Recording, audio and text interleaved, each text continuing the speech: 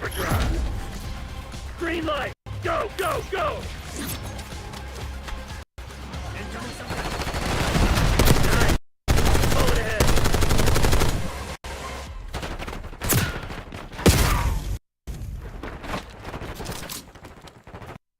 Come on, you're losing.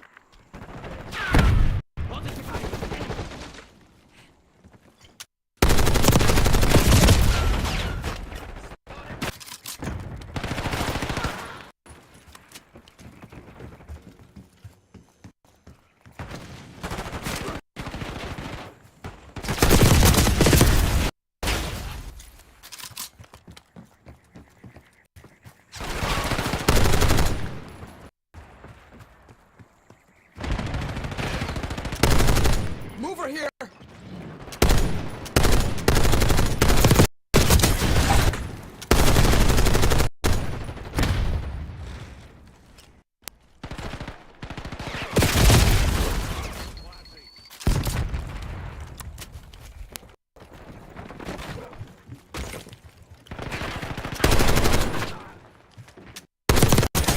Smoked!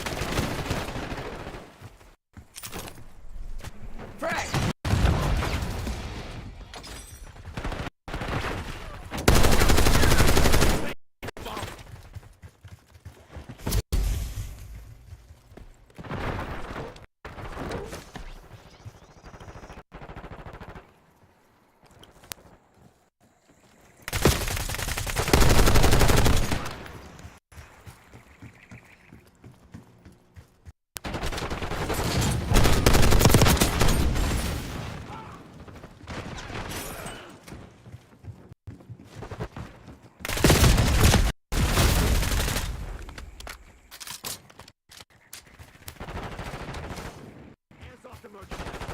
Hostile UAV established overhead.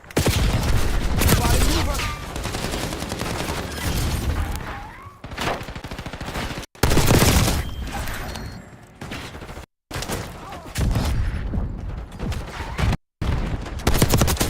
Should've come correct! Enemy RCXD detected.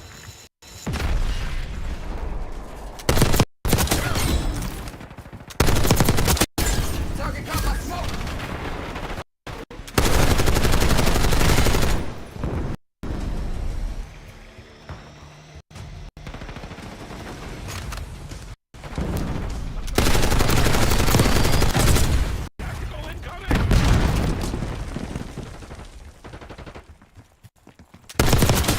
That's a wrap.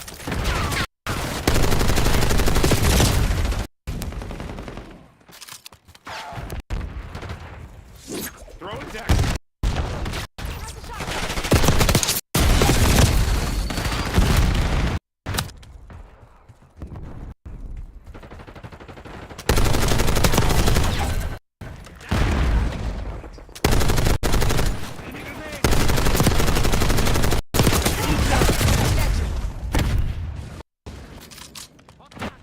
This shit ain't working.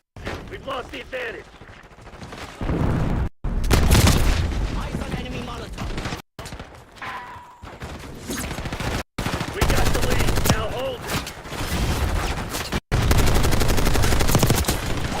Enemy! Enemy here!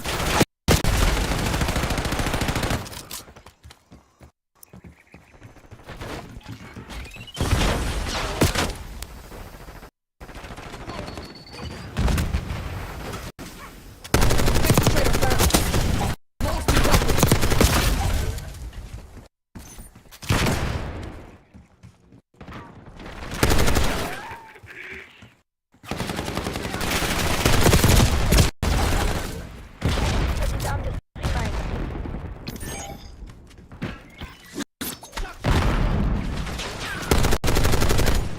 Eyes on hostile Simtex!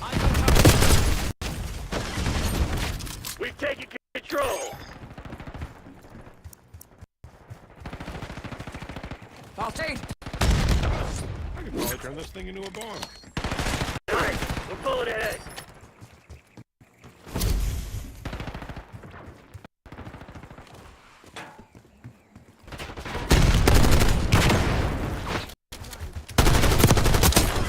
Get paid!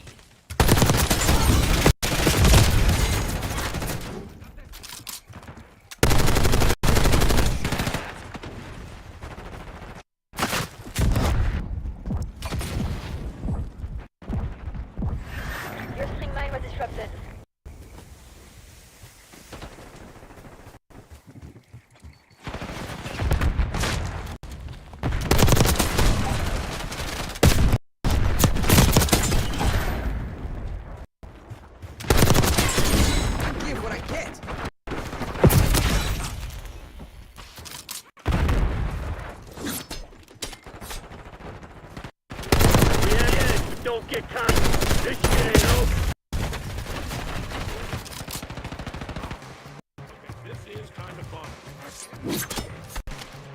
Taco, launch your UAV.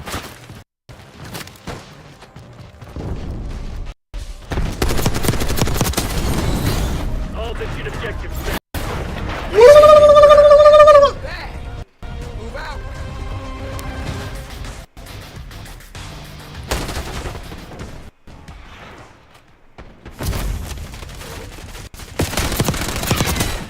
Alpha, Tango, the battle words.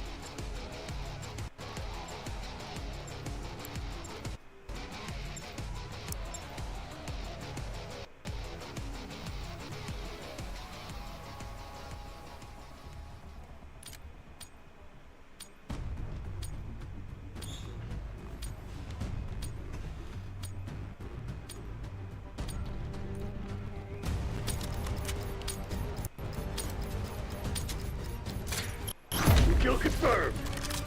Playtime's over. Let's see what you're made of.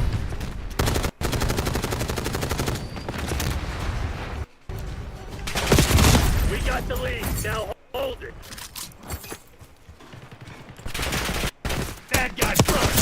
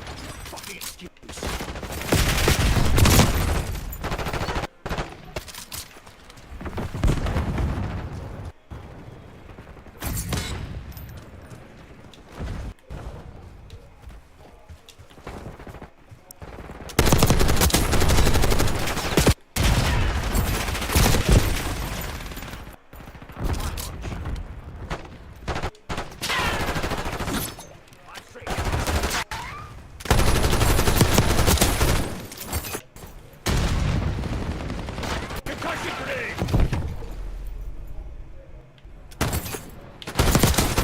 God, never gets old. Requesting care package 4. Target movement. Deploying stamp turret. Incoming grenade.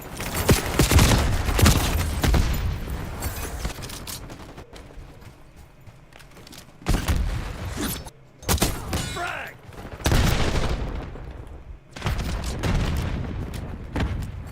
Syntax road.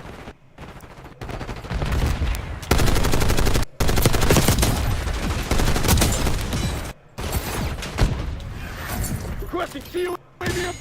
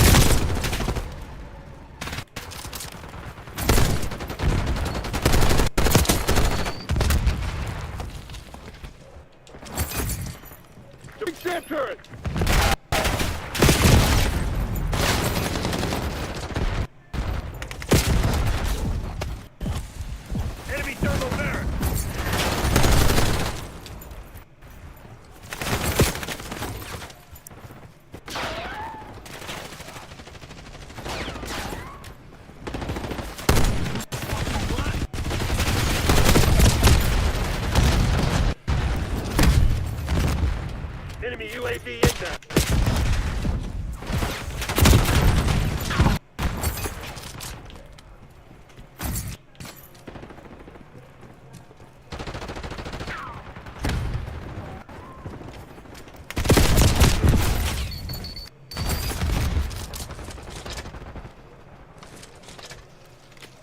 Deploying stand turret!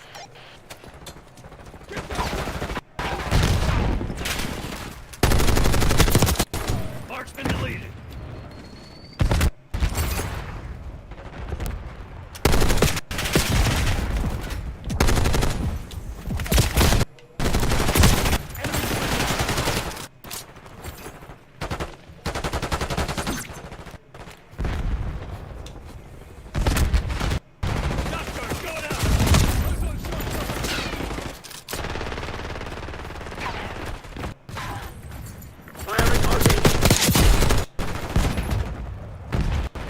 Hostile UAV is established overhead.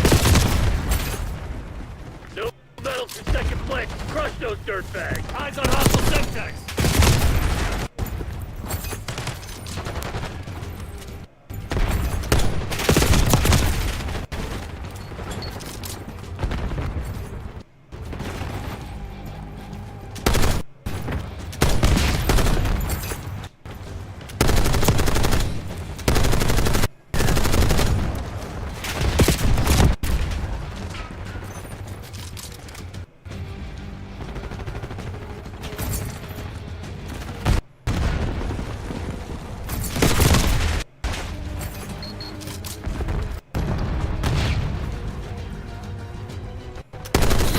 God damn, I love this game. Hotel Sierra. I don't get medals for that. I'll call the president myself.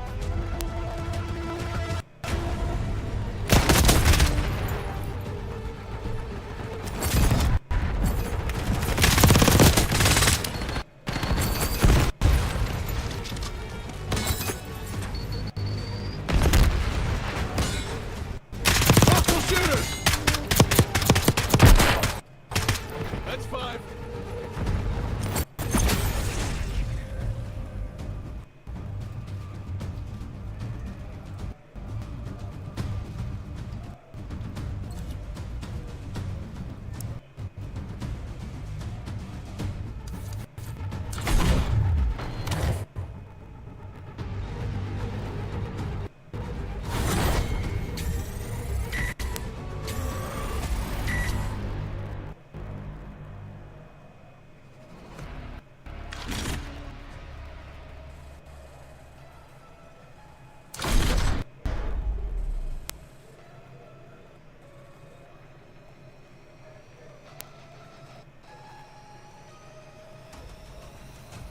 Hey, Bobtron.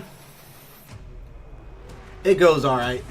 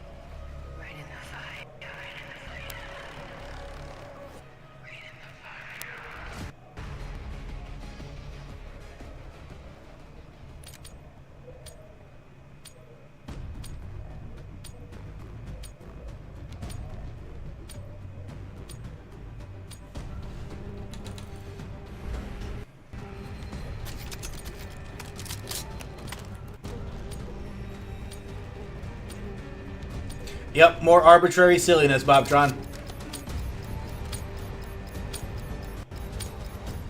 Overdrive. Earn elimination medals to increase your combo score.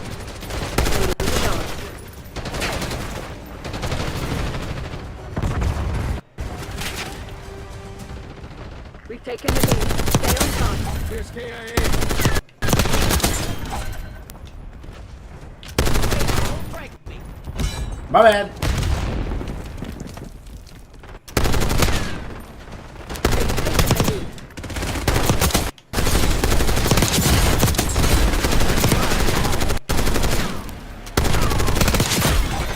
Eyes on hostile long. Available for delivery. TACOM. Authorizing care package drop. See you never, asshole.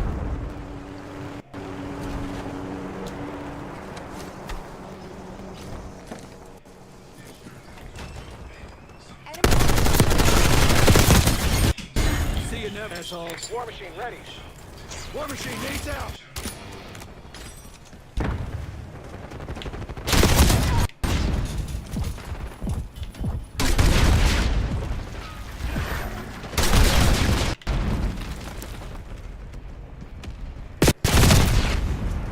Fuck!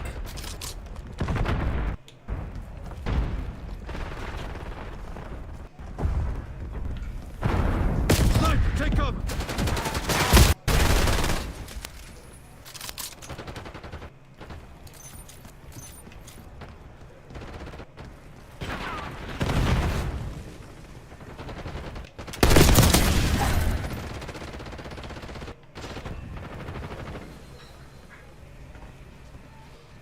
Hostiles are resupplying. Target appears hostile. Here's line.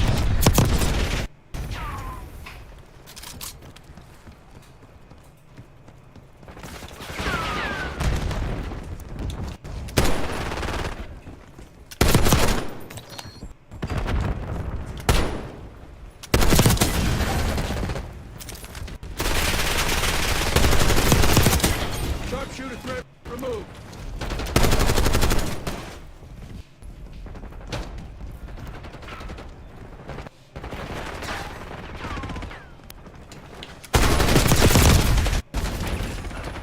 Fucking SMG users. Hostiles reclaim the lead.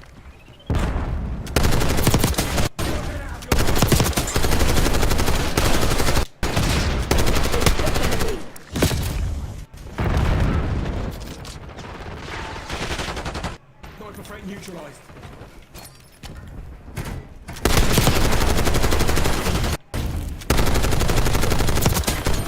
Enemies have disarmed your spring mine.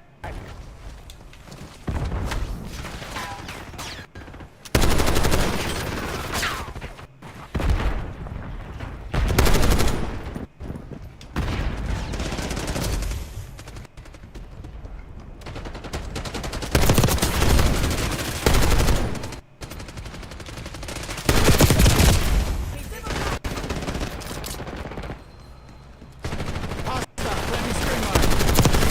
Eyes on hostile long gun.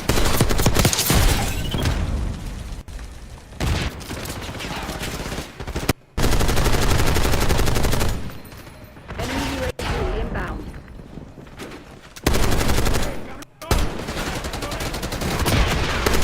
Eyes on hostile Semtex.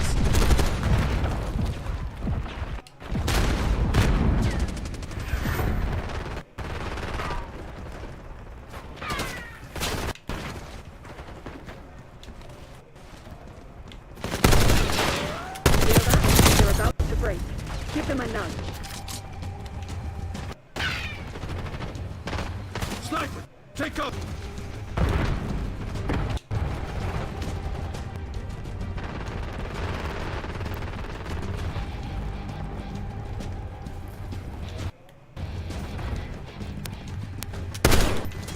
Frag.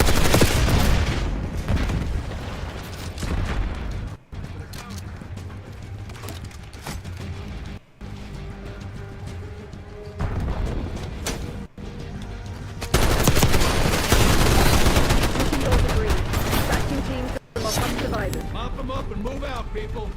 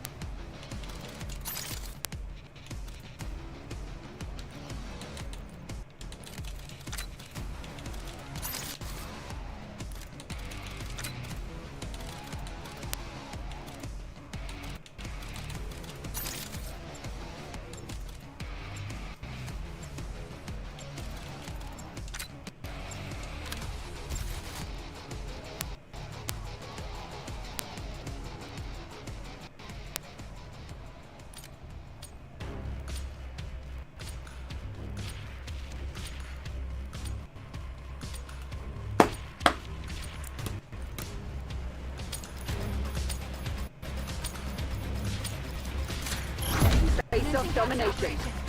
Capture the objective. Charlie secured. Taking B.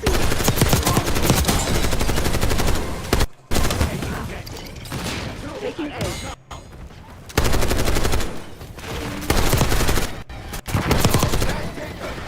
Enemy using shock. Bravo is on. Watch out. Never fear. I am here to help. We're losing Charlie.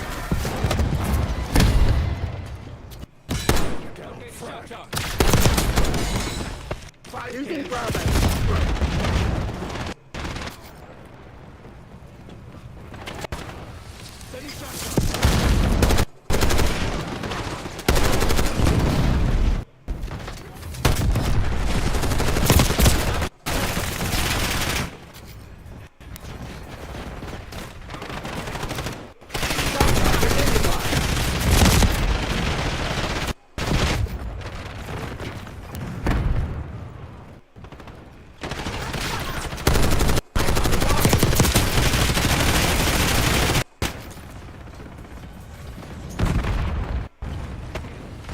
Losing B.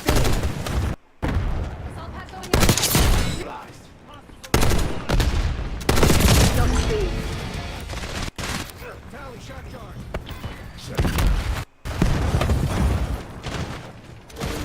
Fight drop. Secured. Protected. Ready. Ready. Incoming frag. And a hostile incendiary.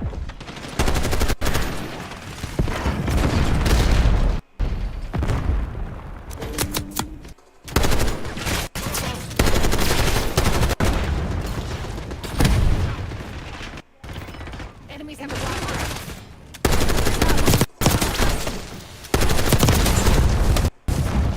Enemy was hit. Losing Bravo. Go. Go. Go.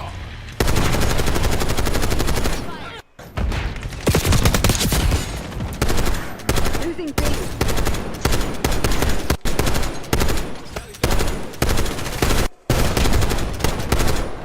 Shock charge identified.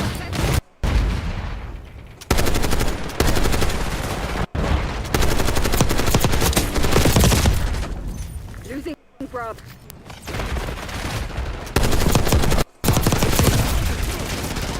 Bravo lost.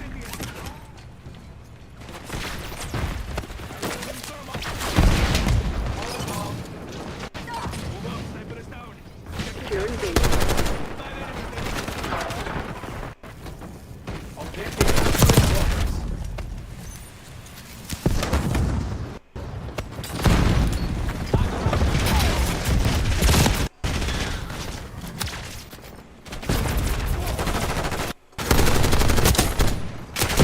Using shock charge.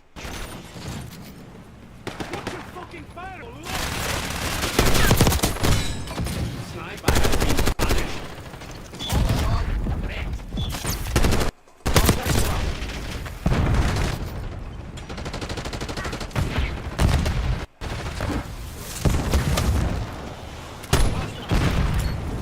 Passing Semtex. I am taking the objective.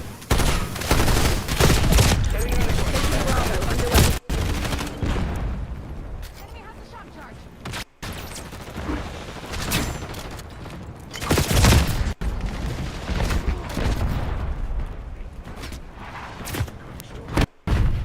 Get down, frag. Enemy bomb.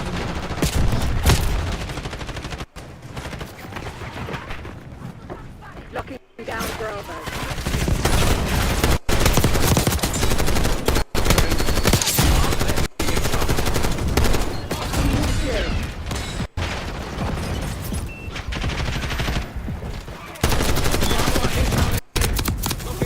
Losing B. Shock charge identified. Losing Bravo. Molotov.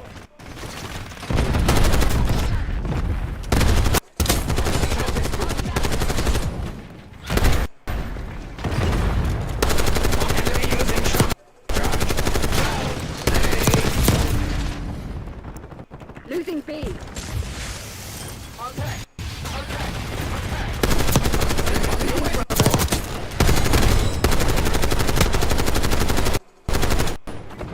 Secure A.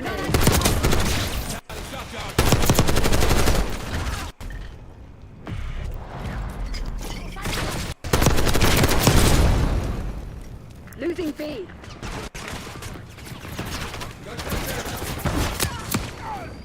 Losing Bravo.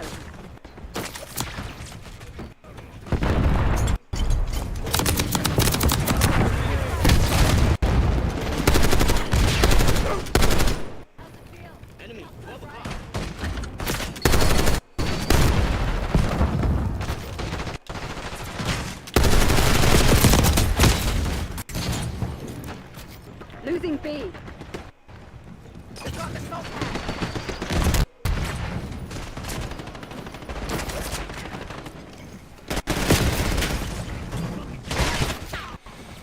Losing Bravo. They're taking C.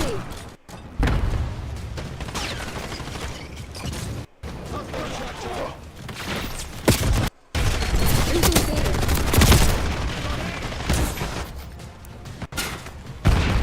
Losing Bravo.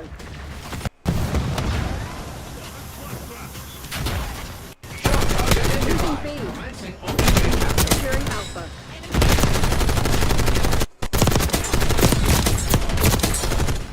Taking A. Taking B.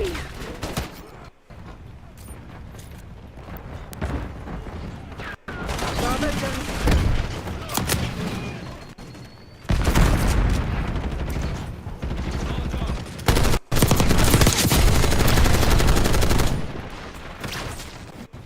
Losing Bravo.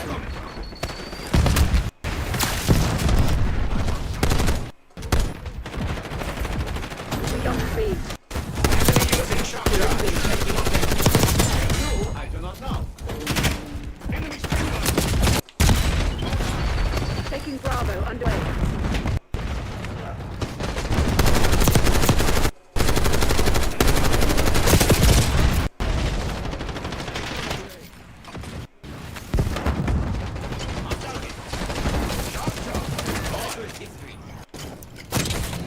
Grenade incoming.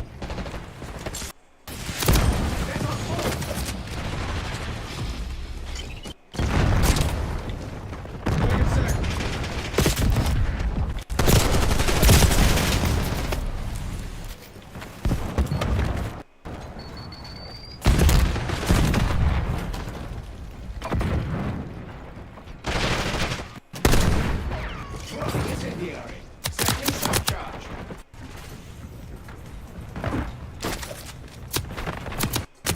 Down Bravo.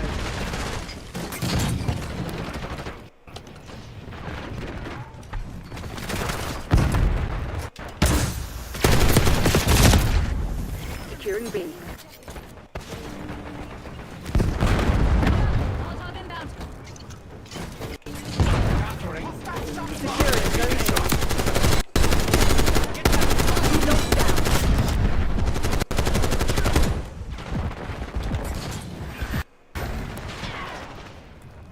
Losing.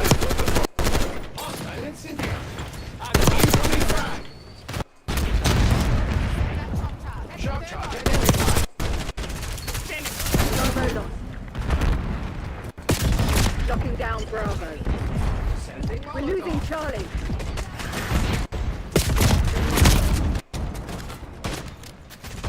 Sharpshooter removed. Hostile trophy system identified.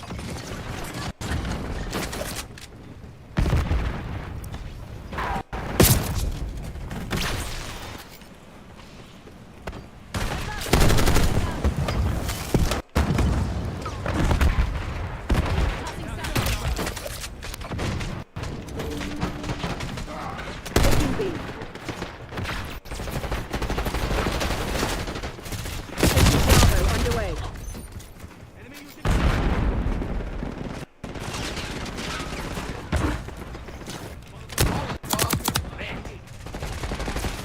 Securing B.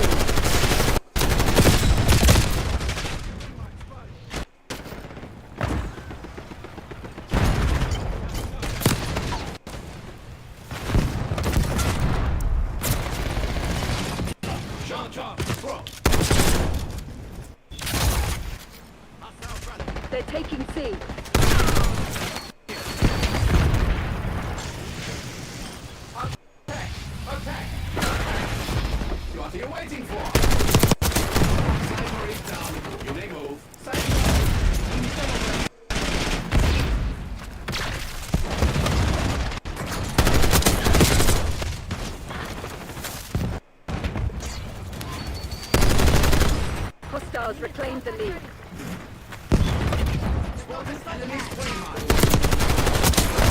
Taking B. Securing Alpha. Watch out! Enemy has a shock charge. Locking down Bravo.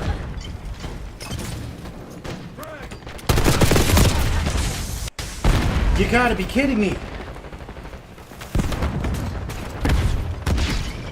Taking Bravo underway. Enemy grenade! Losing Charlie. Bravo is on. Losing Bravo. Talking back. Located shot. Not lead. Securing B.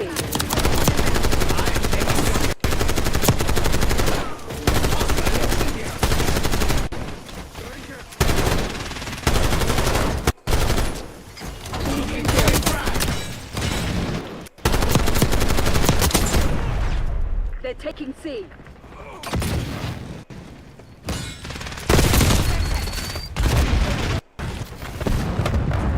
Losing B.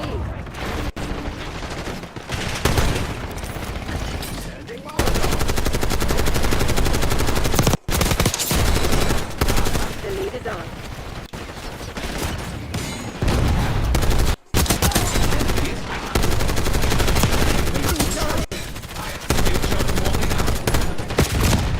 Losing Charlie. Taking A. Losing Bravo. As you say, a kid secure it. Protect me. Zone A is secure. Losing B. That's a trap. Incendiary. Sniper can. Taking You are C. most welcome. Bravo lost. Locking down Bravo. Sending text. Given up the lead. Taking B. Taking Bravo underway. Enemy grenade.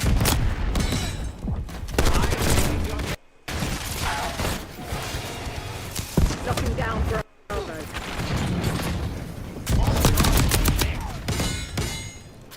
Taking Bravo underway. They're walking all over you. Husky squad. Bravo going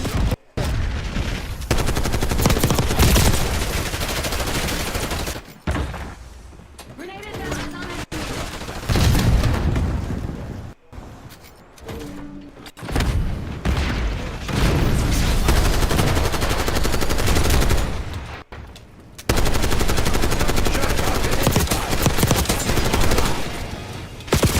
We're winning.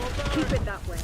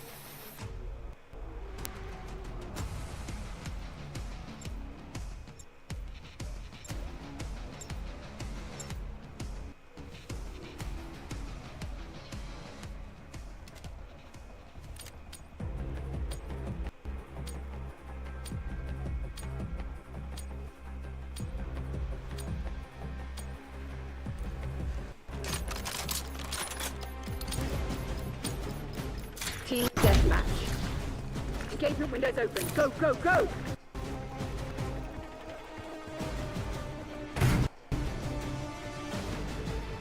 We claimed the advantage, now hold it.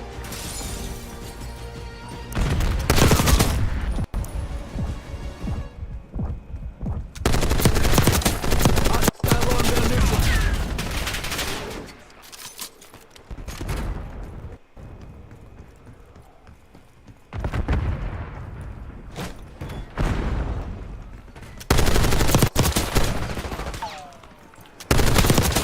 Tango frag.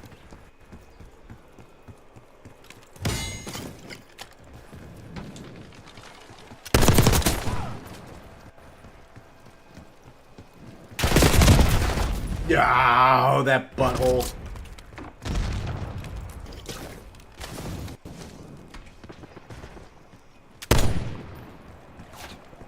Got a threat.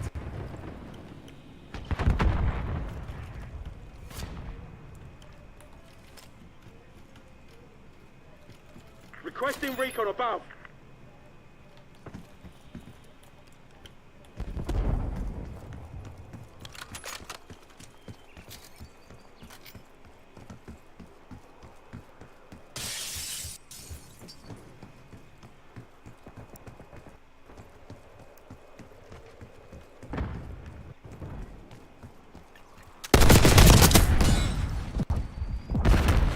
Hostile assault pack. Resupply disrupted.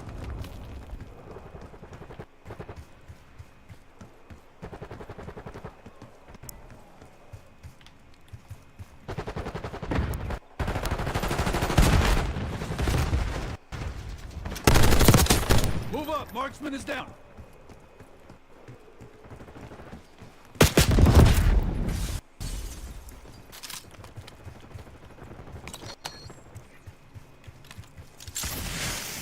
Get kinetic.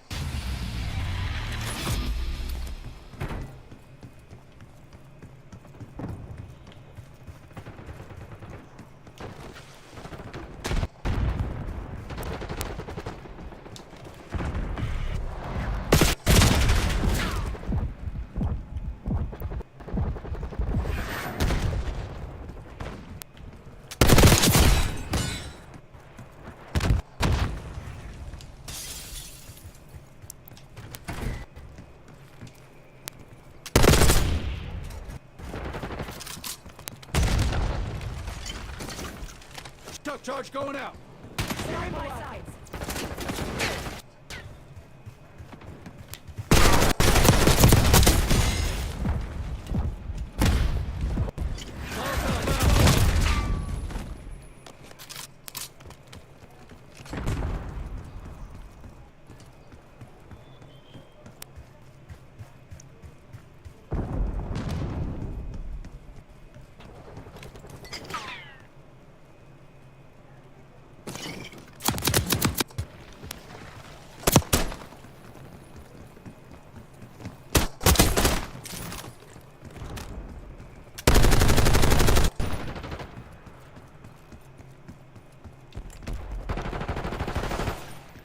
Get a UAV on grid. Enemy is down. What the hell is your problem?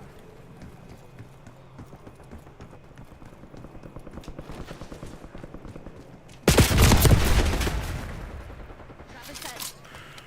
Single shooter.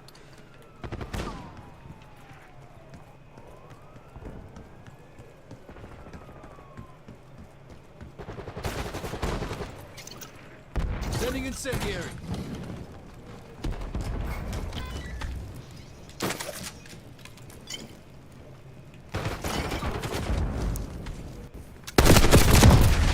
Jump charge.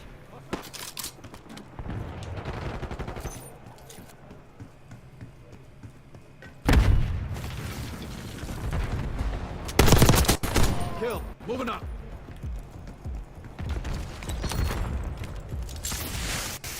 Move, move, move.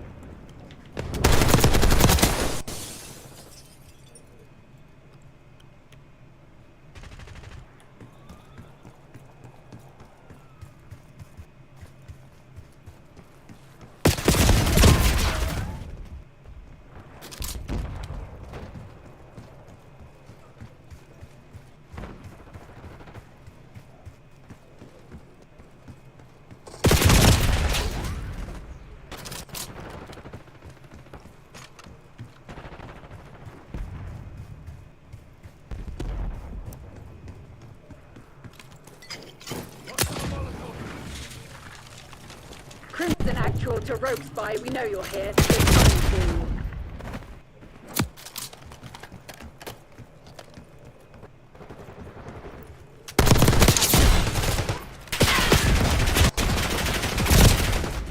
Five hostiles down. Hostile UAV established overhead.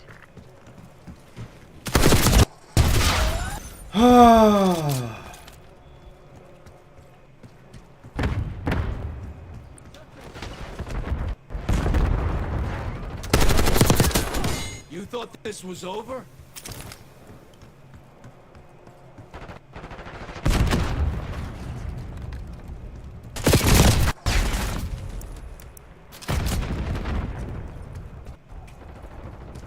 Hostile planting spring mine.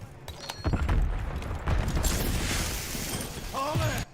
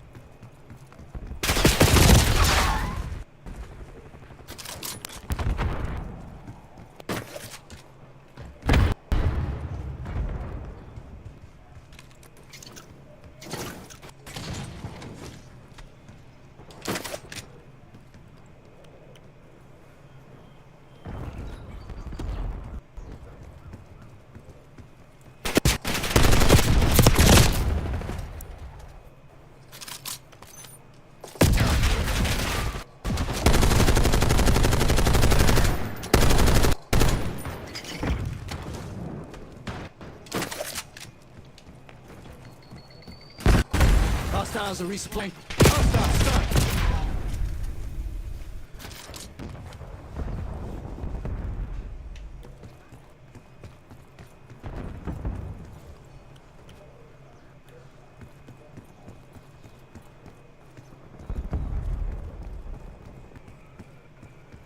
We're ahead, but stay alert. Marshall's people are no fools.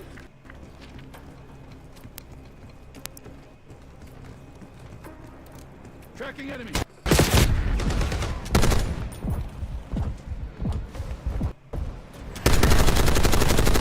Sending shock charge. Area packed. Move to the LZ. Heroes on the way. Good fight, Crimson. Mission success.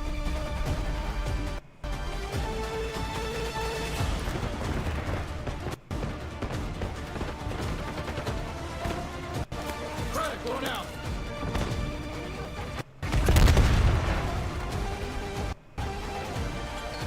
Enemy foot patrol. Fancy seeing you here.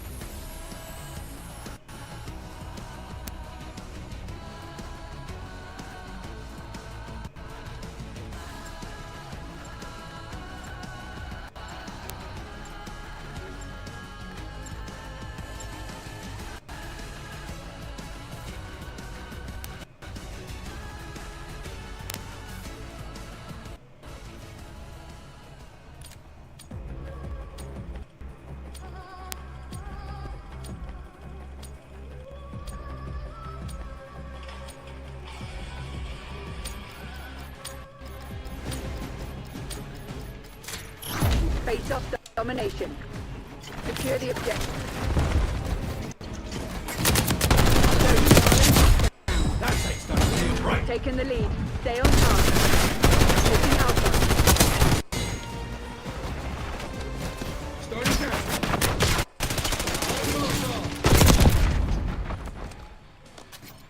Look, C.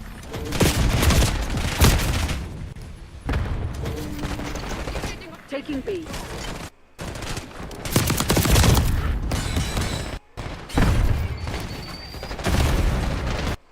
Stop down. Objective capture in progress. Securing Charlie. Enemy impact grenade.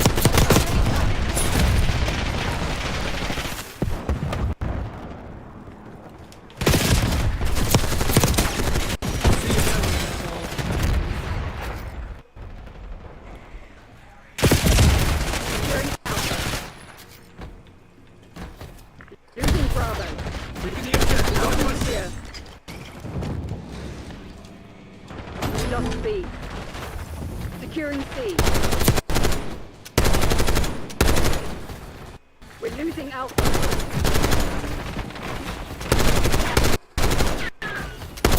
Charlie secured.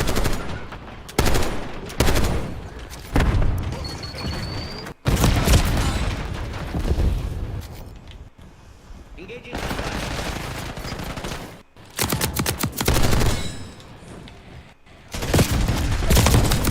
We've lost Charlie.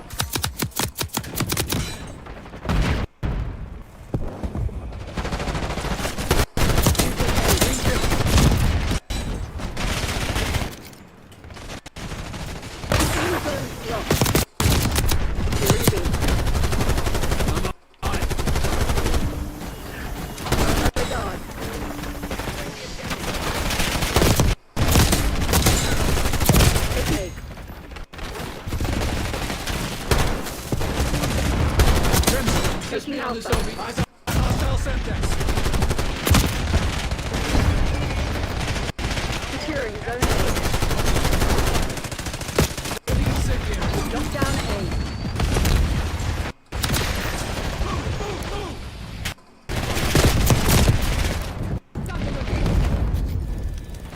We're losing Alpha.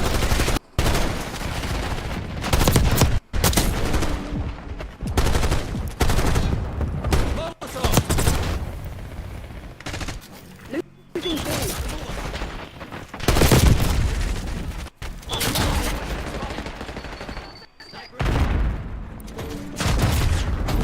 Bravo lost.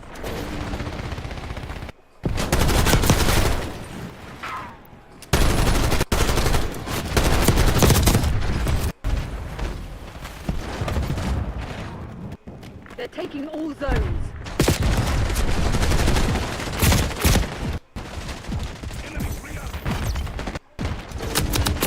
Hope you enjoyed it while it lasted. Semtex, drop! Concussion! Losing A.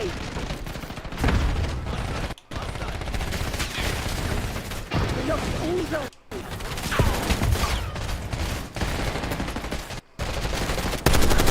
Securing Alpha.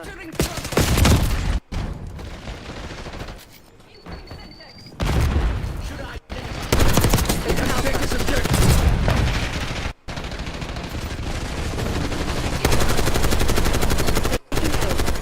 Molotov sighted. Zone Alpha captured. Charge going out. Eyes on hostile long gun. Knocking down Charlie. Taking B. Eyes on hostile Semtex. Losing Alpha. Location secure. Maintain current posture.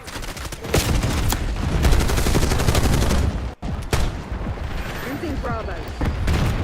We're losing all zones. Hostile dust. They're taking C. Hostile long gun neutralized. Losing B. Molotov. We lost B.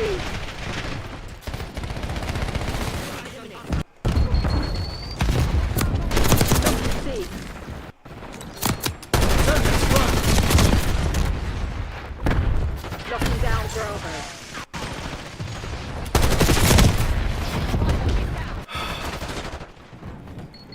Losing A. Molotov out. Bravo zone secure. Eyes on hostile Semtex.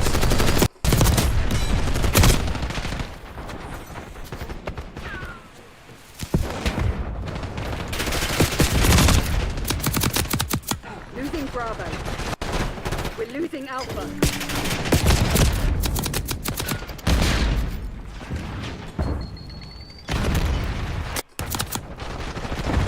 Stun inbound. Losing A. Losing B.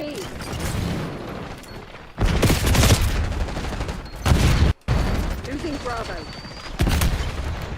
Lighting Molotov.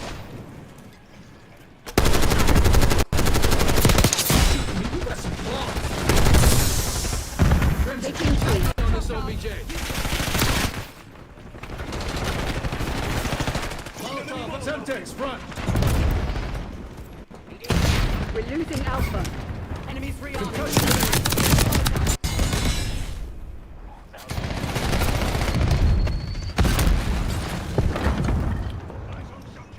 Losing A.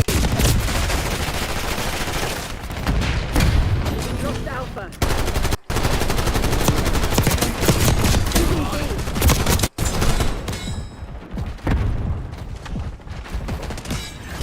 All zones lost. Zone A secure. Securing C. We have to take this objective. Zone Charlie lockdown. Gotta start something.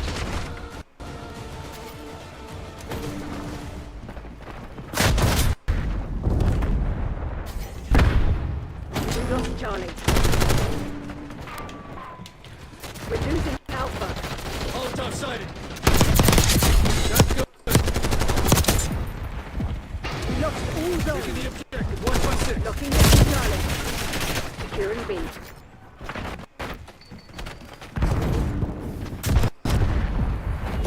Securing Capture Charlie. in progress.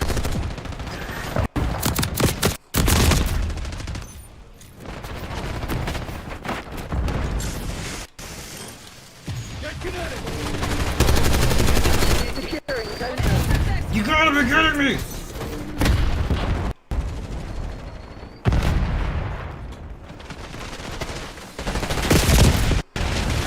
Taking Bravo underway. Move. Bang. Taking Alpha. Close off.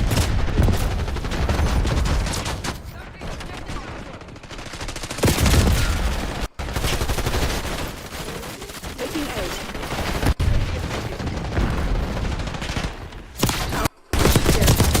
Move up. Marksman is down. Securing C. Starting Securing cast. B. Taking a shot. Focus. Eyes on hostile center.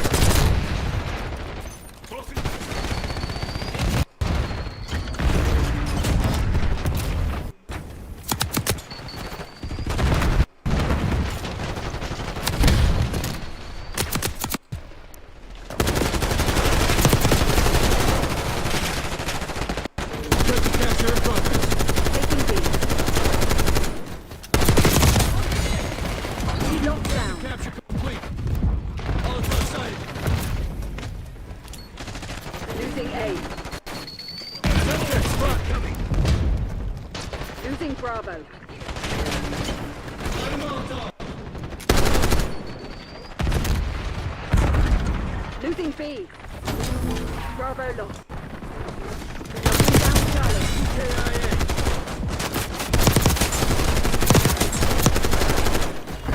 Control Zone C. Assist me on this OBJ. Locking down Bravo.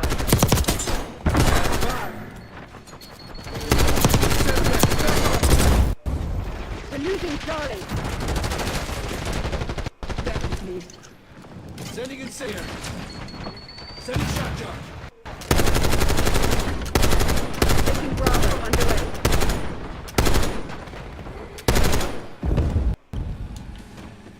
We're losing Alpha. They're taking C. Lighting Molotov. Securing B.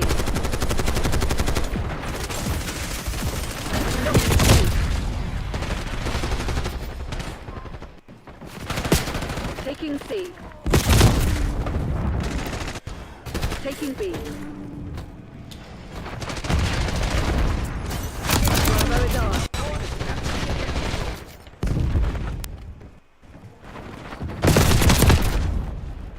Losing A.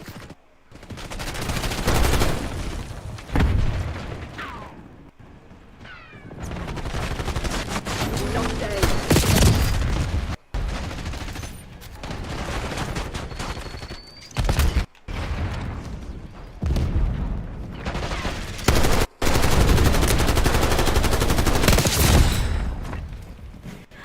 Securing Alpha.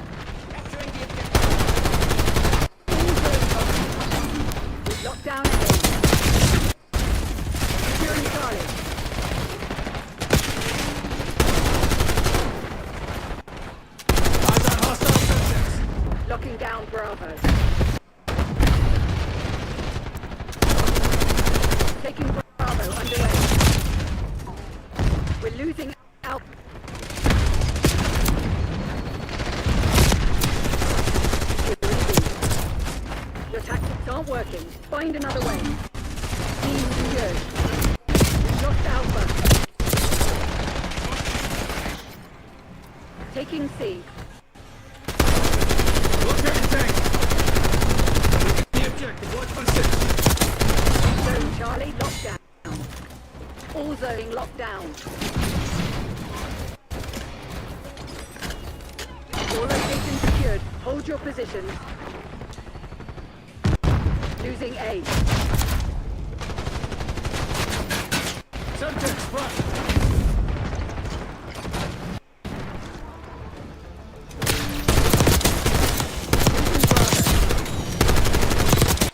Confirming kill.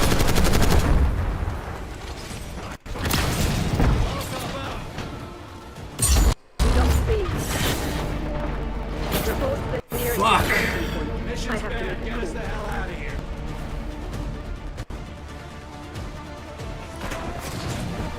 This guy.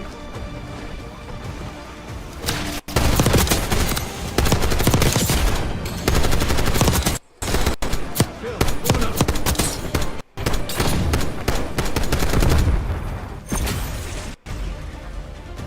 This asshole right here, everybody.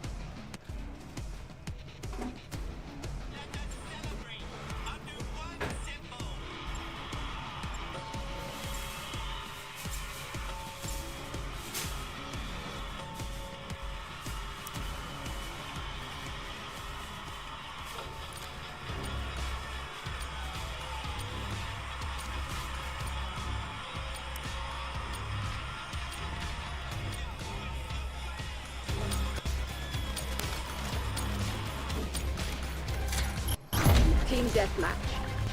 Destroy the enemy.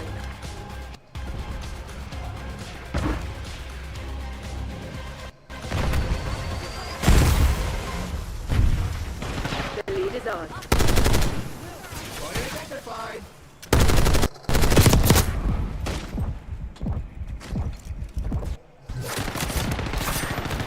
You die alone.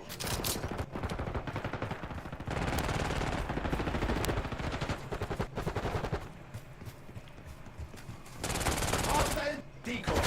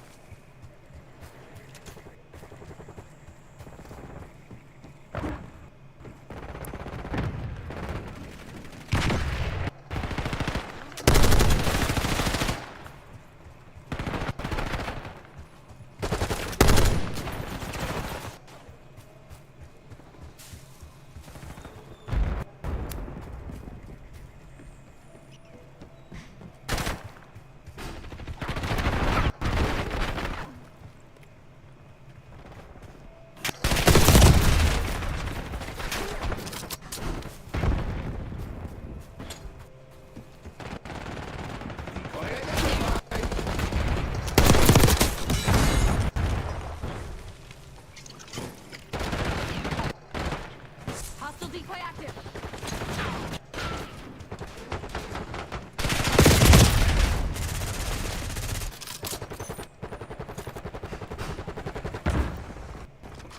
You're falling behind, Crimson.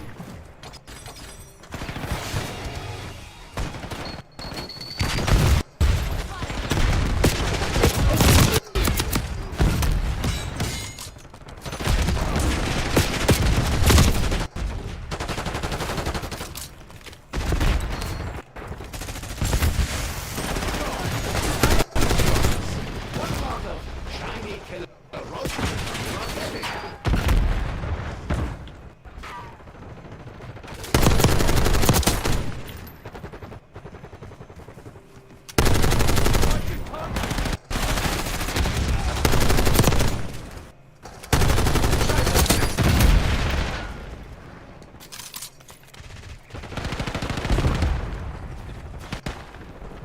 Decoy incoming.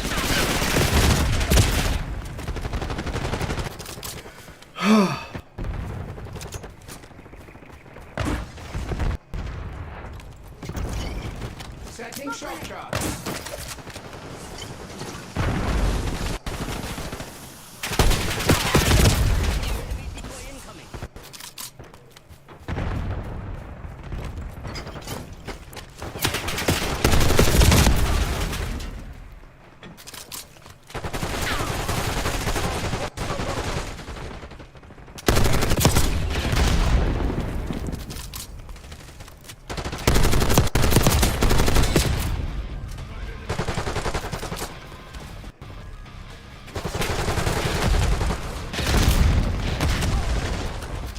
Archangel, going in.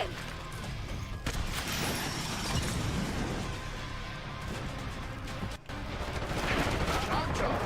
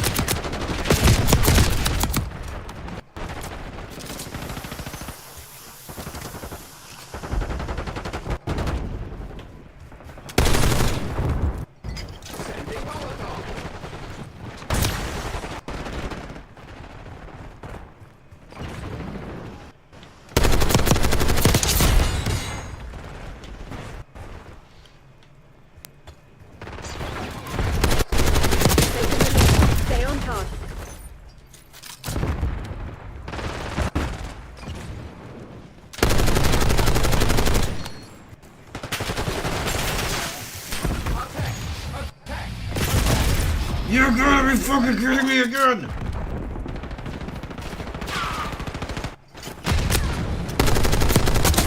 Terminated. Shock charge. Pro.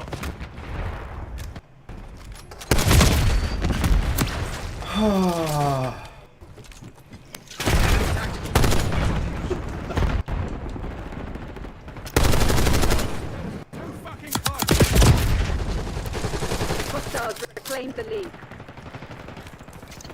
Enemy Molotov incoming. Sniper has been punished.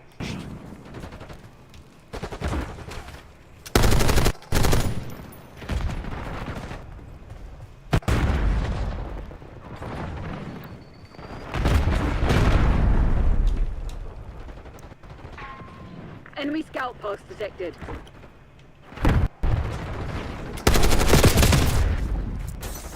You're supposed to be the CIA's best. Act like it.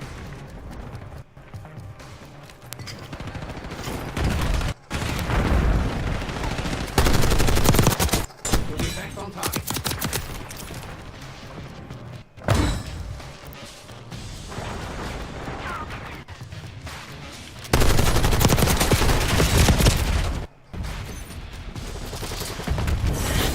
Underwhelming effort, Pussy. What I cannot experience. This still hurts. In my soul.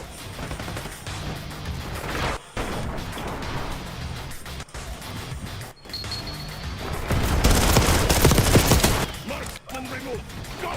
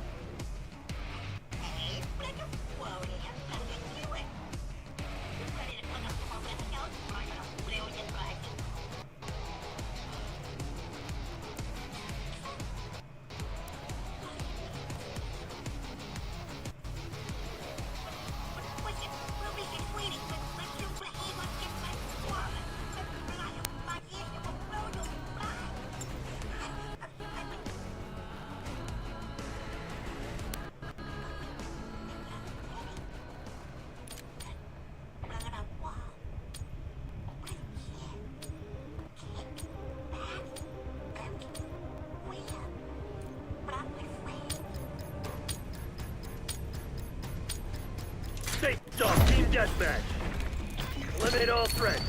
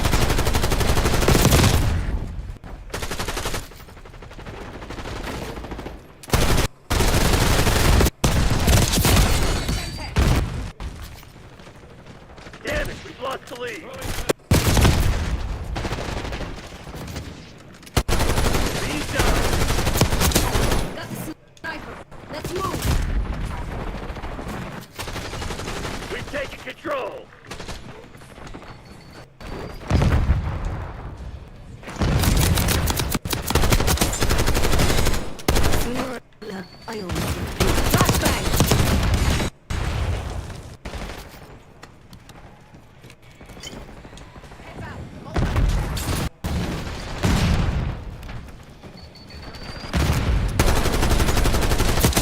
In the bag. Target bomb.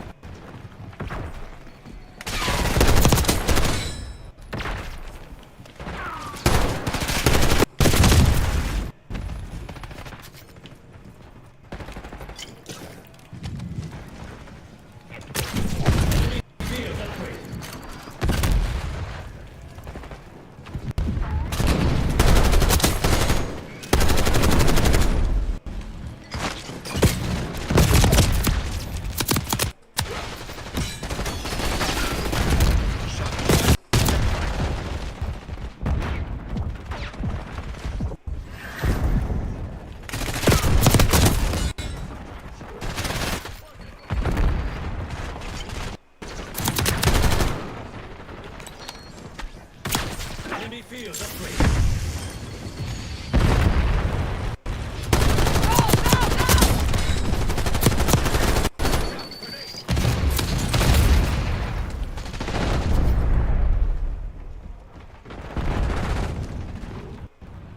Shock charge deployed. Top one. Field upgrade.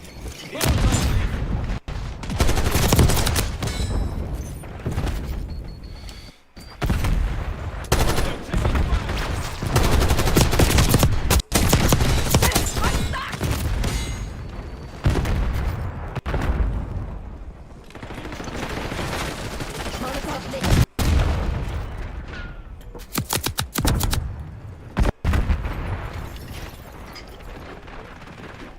Throwing incendiary. Setting shock charge. Shock charge identified. Molotov.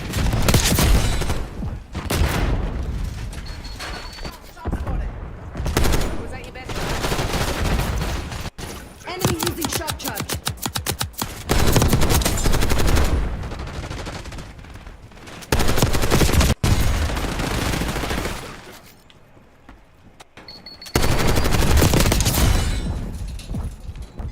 Sending Molotov.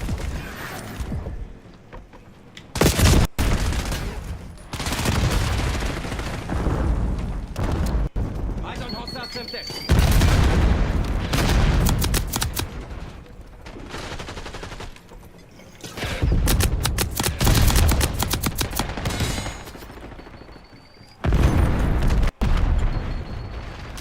Molotov.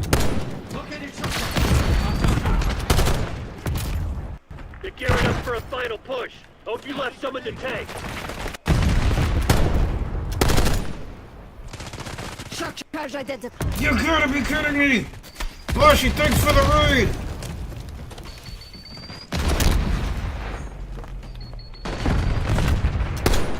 Hey, this ain't Hostile incendiary.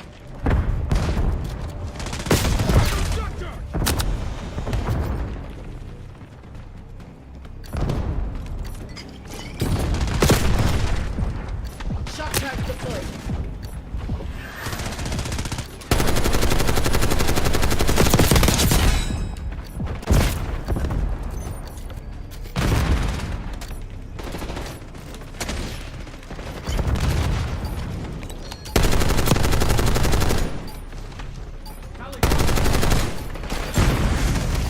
Move in. Perfect execution. The Pantheon's probably pissing. Thanks, Marshal. I'm impressed.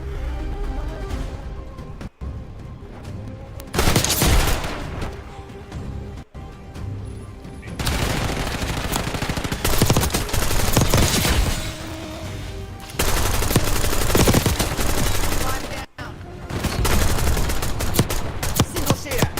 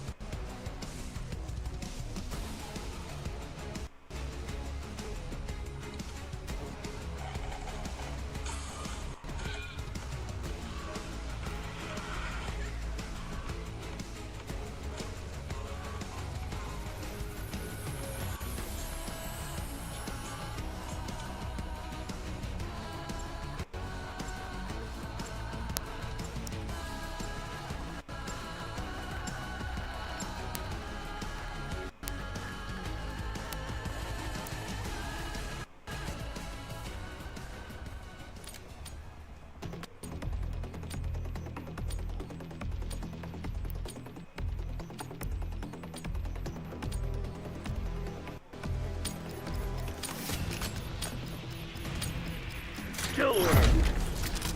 Teach those pathetic crimson bastards a lesson.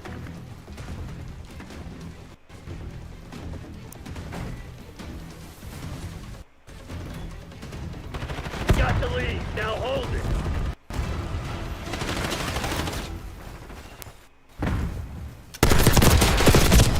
You're falling behind.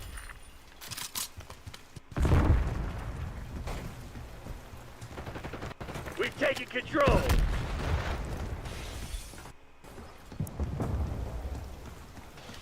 HVT under fire. Repeat, HVT under fire. They got our HVT. Protect our HVT. Enemy HVT is down.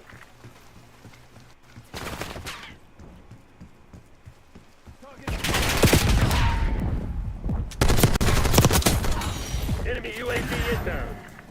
Enemy HVT on site. Take them out.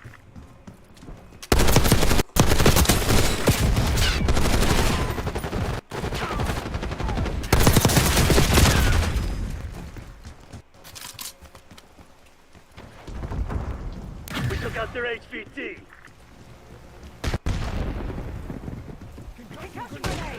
HVT is taking fire. Keep the package safe. Hostile HVT located.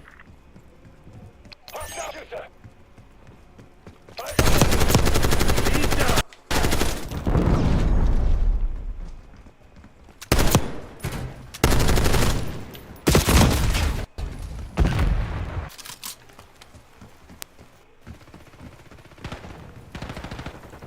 Damn it, we've lost the lead.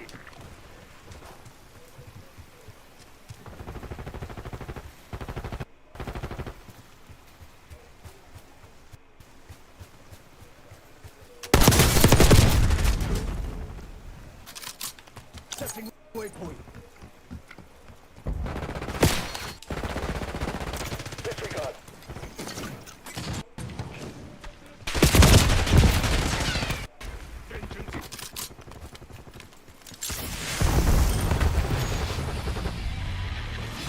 Push him back, goddammit!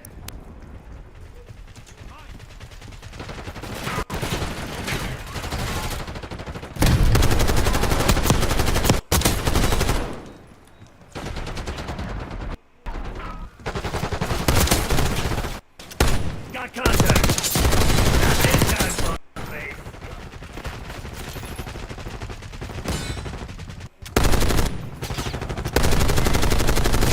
Enemy HVT dead. HVT under fire. Repeat, HVT under fire. Our HVT eliminated. Enemy HVT on site. Take them out.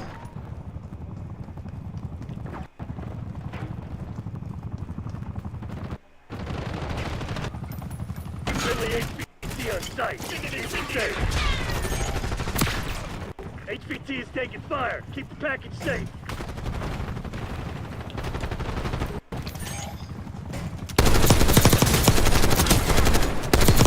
Got their HVT.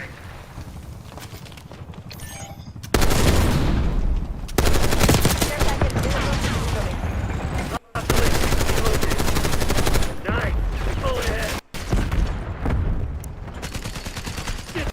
LDPR incoming. There's a spy in our ranks. Watch your six. HVT under fire. Repeat, HVT under fire. They got our HVT. Enemy down. All right. Eyes up. You're the HVT. Pack on 'em. Top care package on my feet. Enemy HVT is down.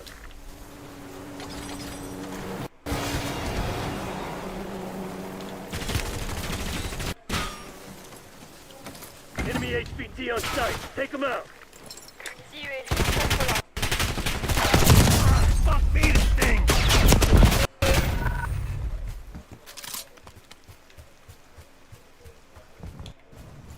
Pack on. Deploy counter UAV. Focus is in position, deploying ECM.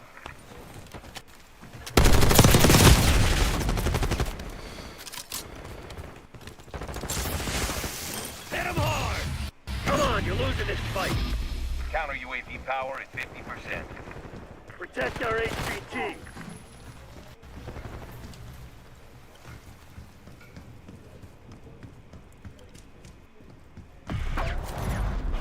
Focus is terminating music. Lead dive.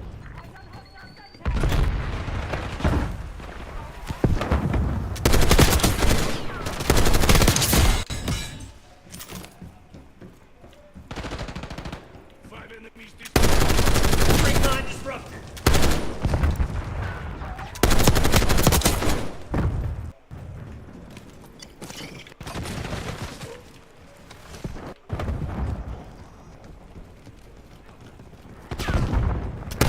HVT located.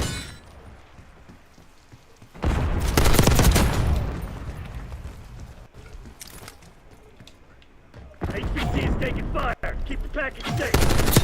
Our HVT has been eliminated. Form up set. Tally thermal grenade.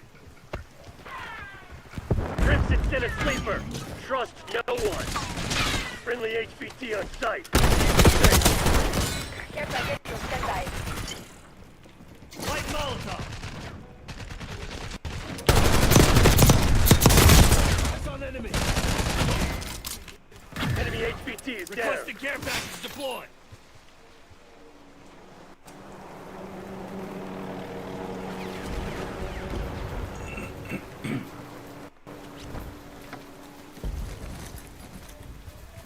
Sending HVT under fire. Repeat, HVT under fire. ATVR ready for launch. Enemy HVT on site. Take them out. I got our HVT. You're our HVT. Stay alert.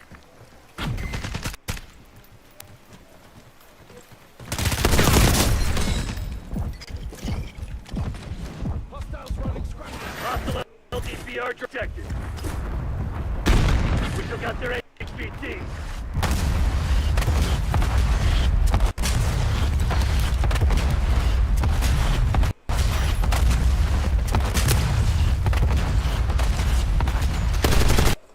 On their heels. Hit 'em hard. Hostile HVT located.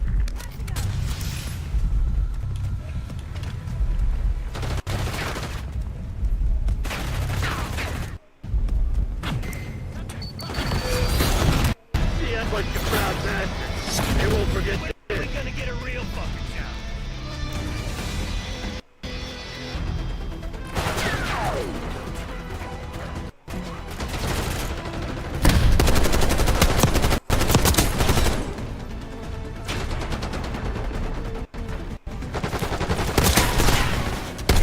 Hostile 12. This asshole. You're fucking great.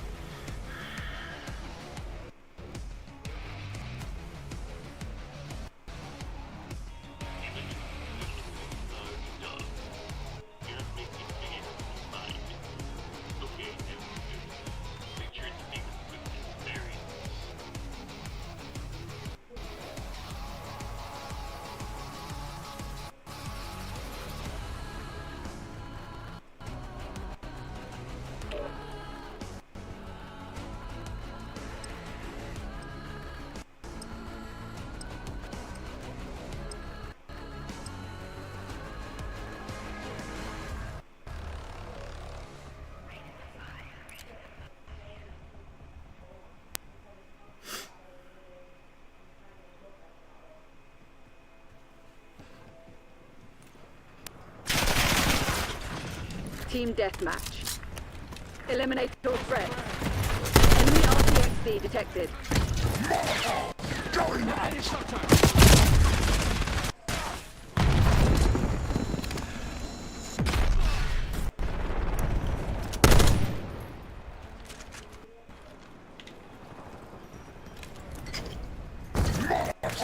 Going out!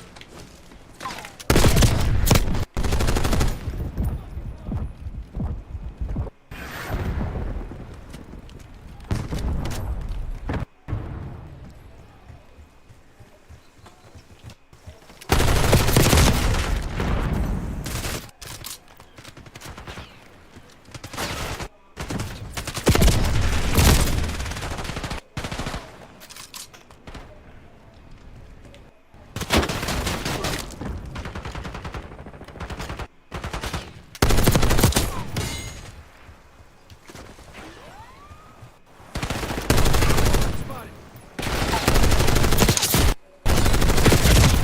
Movement.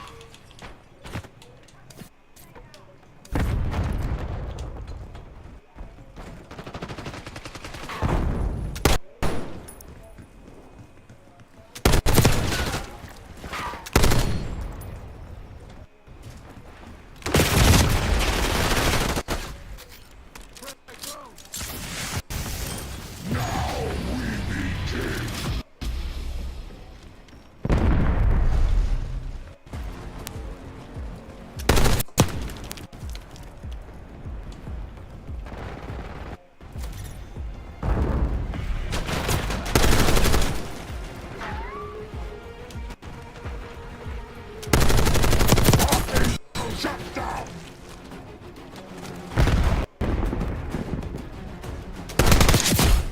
You can't hide from the law!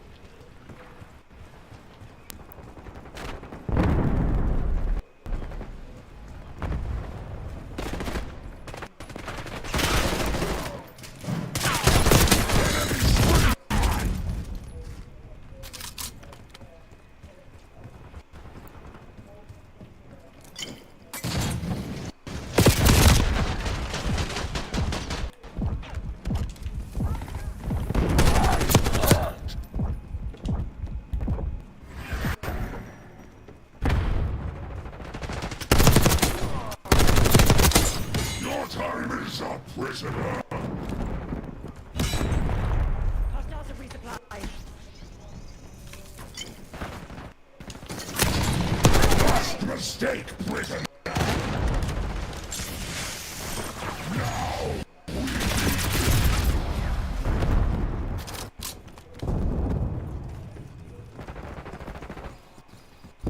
Sentence incoming.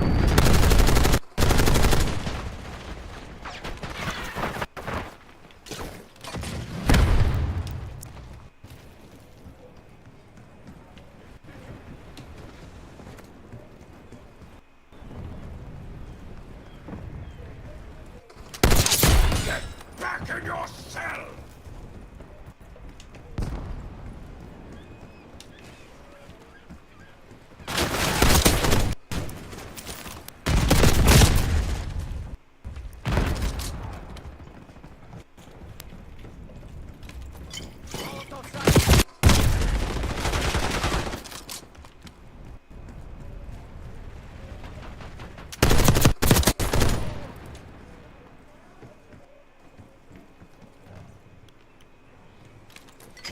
Molotov! Throwing shock charge!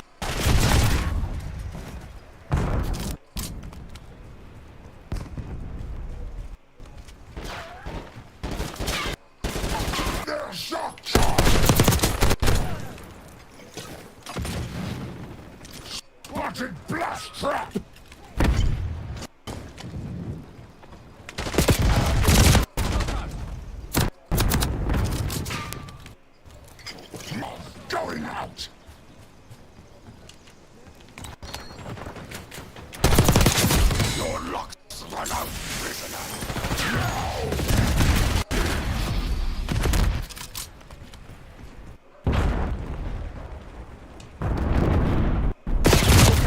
working.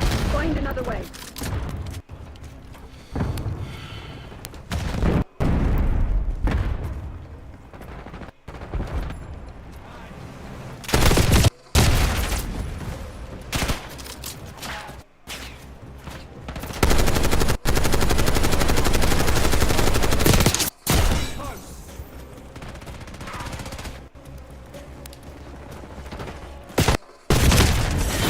Damn it, Crimson, that's not good enough.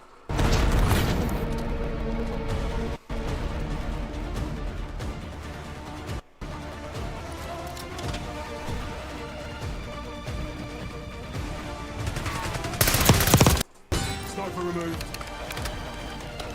Target ID.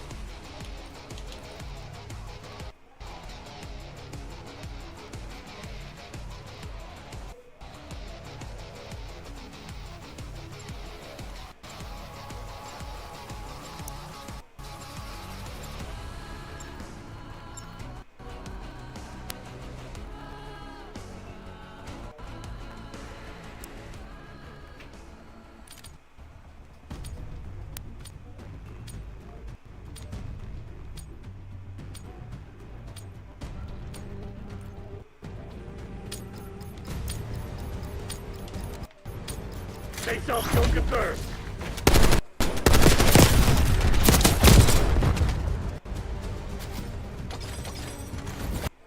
We got the lead. Now hold it.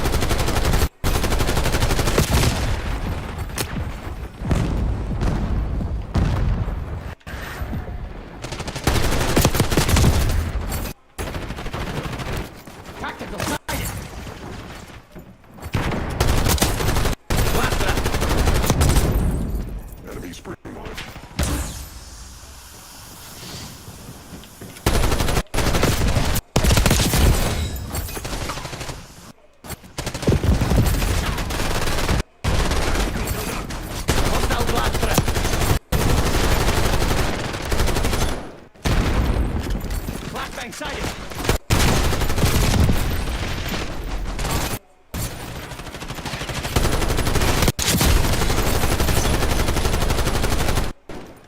I get it.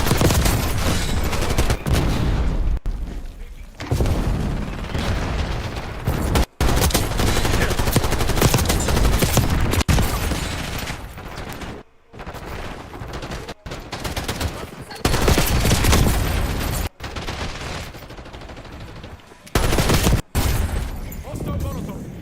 Oh yeah.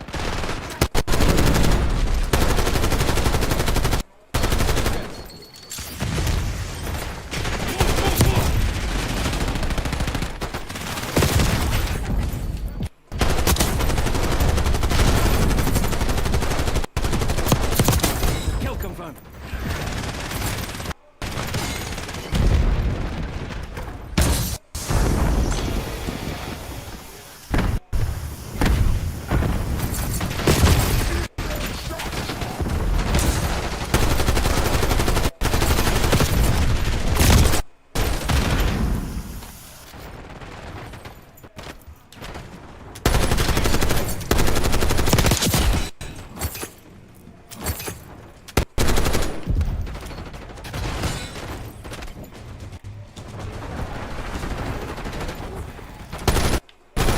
Last round.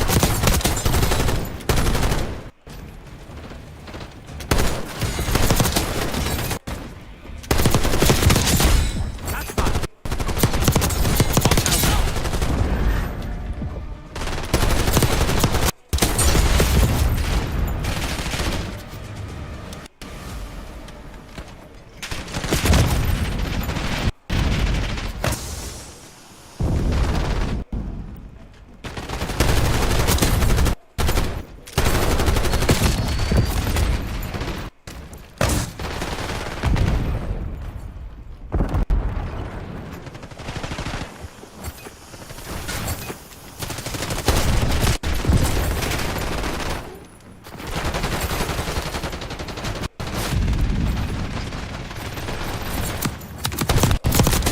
Target eliminated.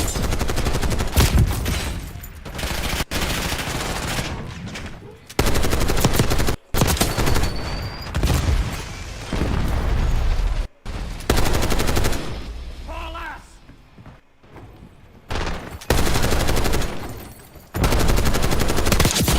I never forget a death.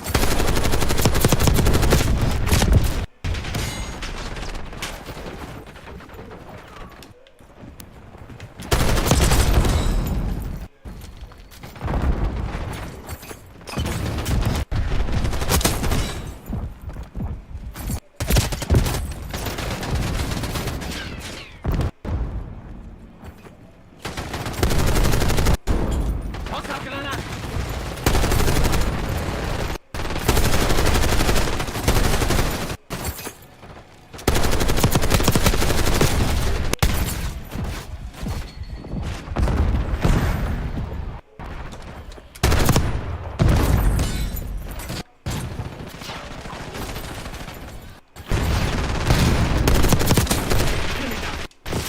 MTC's in the red. It's now or never.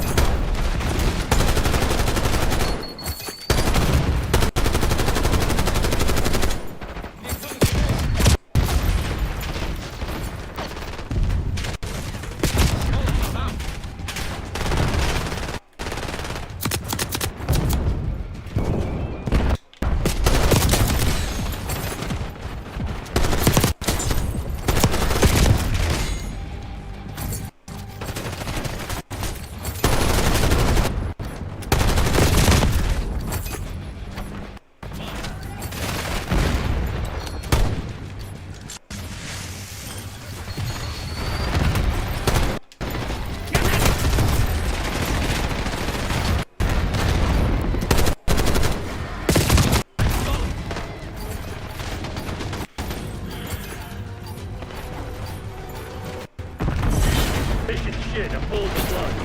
Time to pay. That was a massacre. But the guild always returns fire.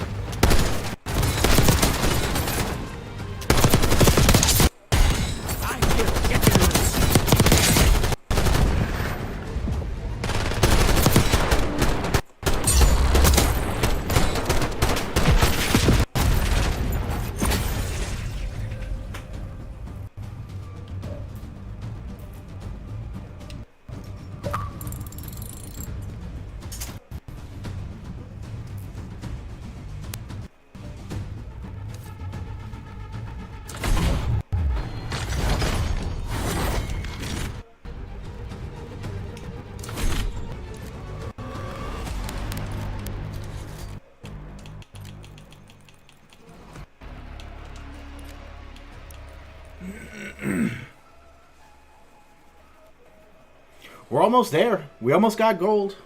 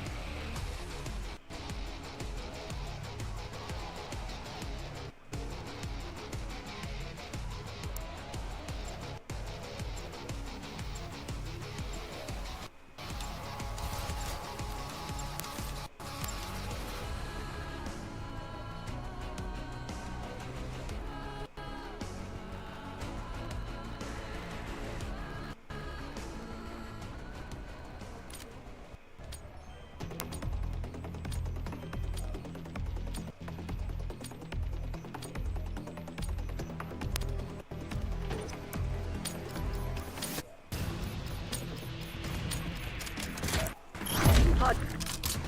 Capture the objective.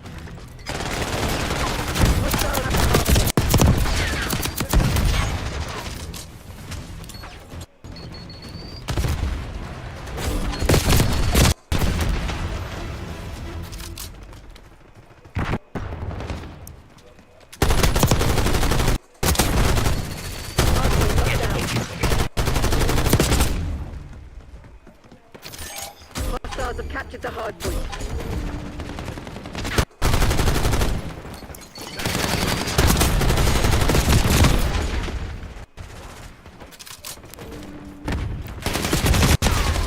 Hard point is secure. Friendly target. Hostiles hard point. Hard point identified. Hard point locked down.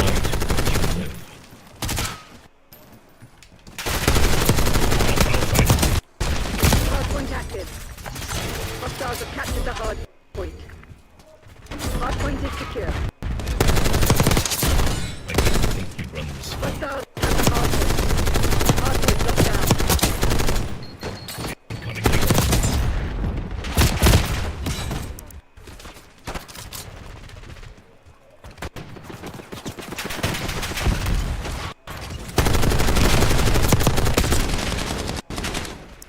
Hostiles have captured the hardpoint.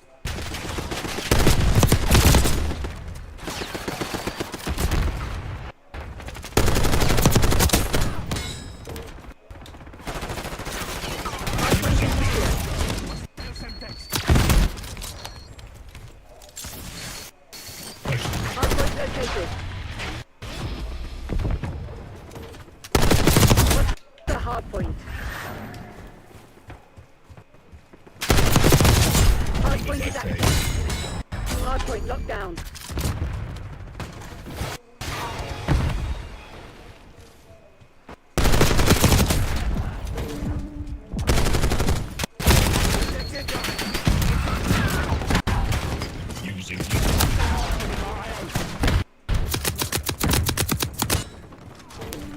Hardpoint is secure.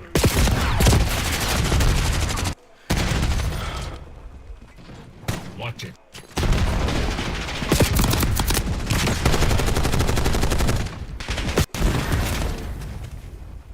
Hostiles have captured the hardpoint. Hardpoint locked down.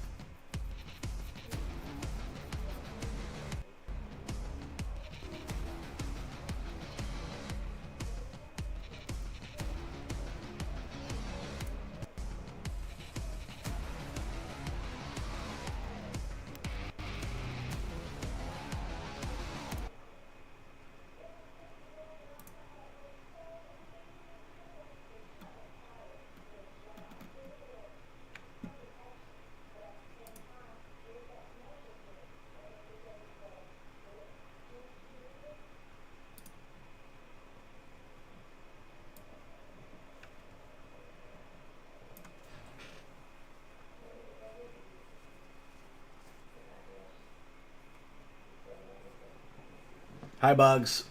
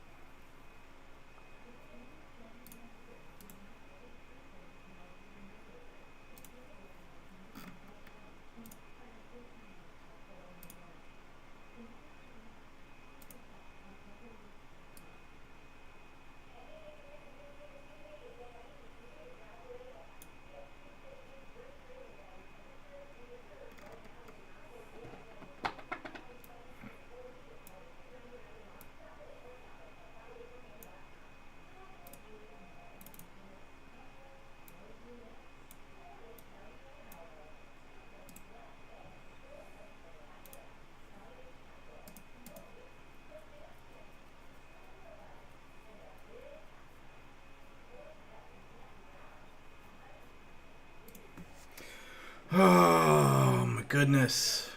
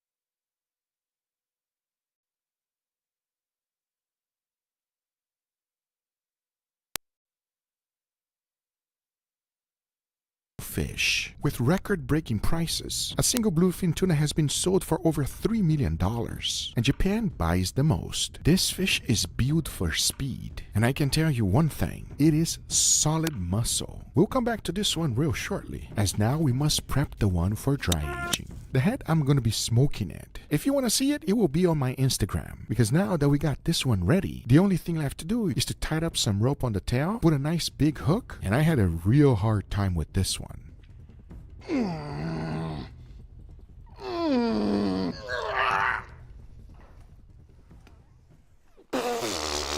Oh yeah, that was a heavy fish, but into my dry ager he goes so that he can dry age.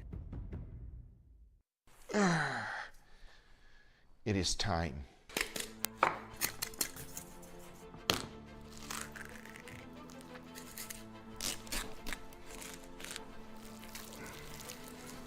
Now that I got it completely apart, this is what we'll be using for today's taste test. The first thing that hit me was that it was not smelling fishy at all. It actually had a very pleasant smell. And the more I look at it, the better it looks. But now that we have this one ready, the next step is to go ahead and split it in individual pieces. Now just like beef, there are a few different cuts here, and I'm slicing each individual one so we can have a true experience with them. And like I said, the more I slice, the more it resembles beef, especially the belly part, which is extremely marbled. And once I was done, take a look. Here you can clearly see the most used pieces of the tuna, and it is easy to see how some are fatty than others. The leanest one of them all is called akami. This is in the mid-range and it's called chutoro. And finally, the fattiest one of them all, otoro, which for most people is the star. Now I'll be honest with you, one of the best ways to have tuna like this is to just have it raw, with nothing else. An incredible thing that pairs well with it is this, fresh wasabi, not the stuff that you buy on a tube. And if you've never had fresh wasabi, let me tell you something. Yes, it's a little bit spicy, but it is not so bad. And that is coming from me, a guy that cannot take any spice. Oh, my whole mouth is burning. Are you crazy? Are you on your mind? It's insane.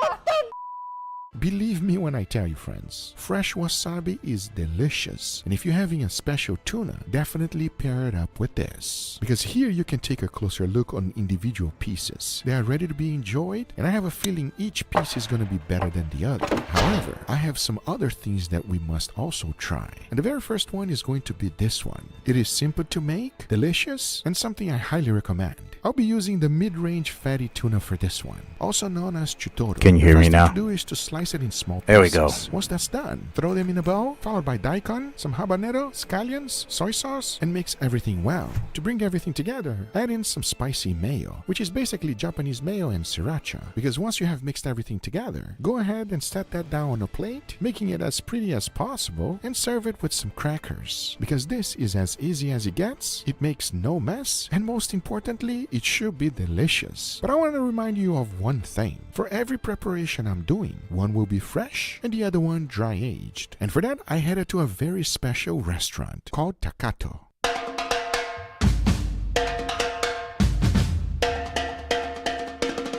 For a true comparison, I also got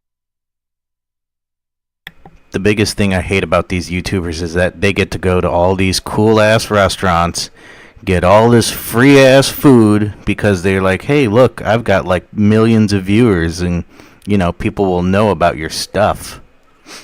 Got a fresh tuna and Chef Taka is going to help us cut it. Yeah, I'm hating.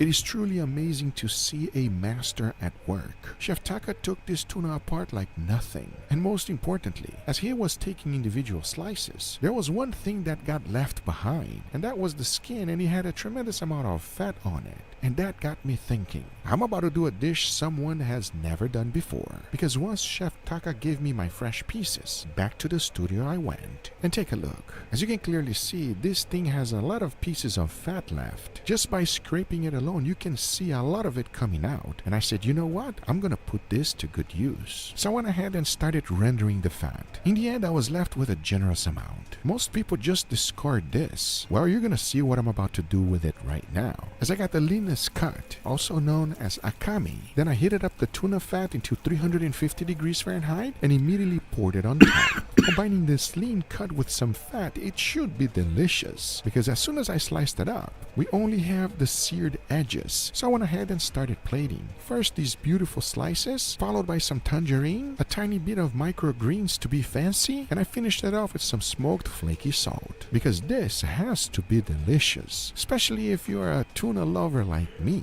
But there was one other thing that I had to try, especially using the most prized part of the tuna, the otoro. And that one, I had to use some fire. So I went ahead and immediately got a skewer, because the last thing we want is for it to get stuck on our grill. After adding it to the skewer, I made a quick sauce. Into a bowl I threw in some soy sauce, followed by meating, some hoisin sauce, sesame oil, and some gochujang. Mix that up real good, and there we have it. This will be my basting sauce to finish it up. Talking about that, I immediately went outside. I got my grill real hot and started to sear. It is extremely important to be as hot as possible, as we want a nice smoky flavor, and since this thing has a tremendous amount of fat, it took no time at all to get a nice beautiful sear. And for tuna, I did not even mind the grill marks. To finish it up, I basted it with that beautiful sauce, because this was my final preparation, and I cannot wait to taste which one will be better, the one that was dry aged or the one that it's nice and fresh. As now I say, it is enough talking and it is time to eat, so let's do it. Before moving forward, I want to thank today's sponsor, Chef Stamp. Today I'm showing you something that seriously levels up backyard barbecue. The ProTemp S1, Chef Stamp cutting edge smart barbecue controller. This thing is completely wireless and packs built-in Wi-Fi and Bluetooth, so I can track my entire cook straight from my phone or even my Apple Watch. I can be inside editing my videos and still know exactly what's happening outside on my grill. Now when you add the optional Brizo fan, your regular charcoal setup instantly becomes smarter than a lot of pellet grills out there. Why? Because the ProTemp S1 doesn't just monitor temperatures, it automatically controls them. It's like cruise control for your barbecue. And they're wireless probes. No cords, no clutter, just clean, seamless grilling. It delivers live updates, pinpoint doneness tracking, and works with almost any grill style. Ceramic, offset, drum smokers, whatever you got. So if you're serious about grilling like I am and want full control, real convenience, and pro-level performance, this is the gear that gets you there. The ProTemp S1 doesn't just monitor your grill, it makes it smart. So check the link below and upgrade your barbecue setup today. Thanks Chef Stamp for sponsoring this video. Now let's get right back to it.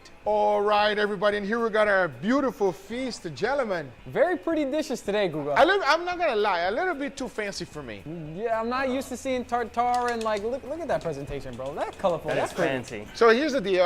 The guys already know, everybody, because it's such a big event of what's going on, but you guys don't know which one is the dry age one and which one is fresh. I want to know which one tastes better. It's just dry aged. It's not dry aged in like wasabi or Pepto-Bismol. No. Or no. Enough talk. Pepto-Bismol. All right, let's go. We're gonna go right here. So this one is something I've never seen before. No one has ever done it, and believe me, you've never tried it, because I literally seared the tuna with its own fat.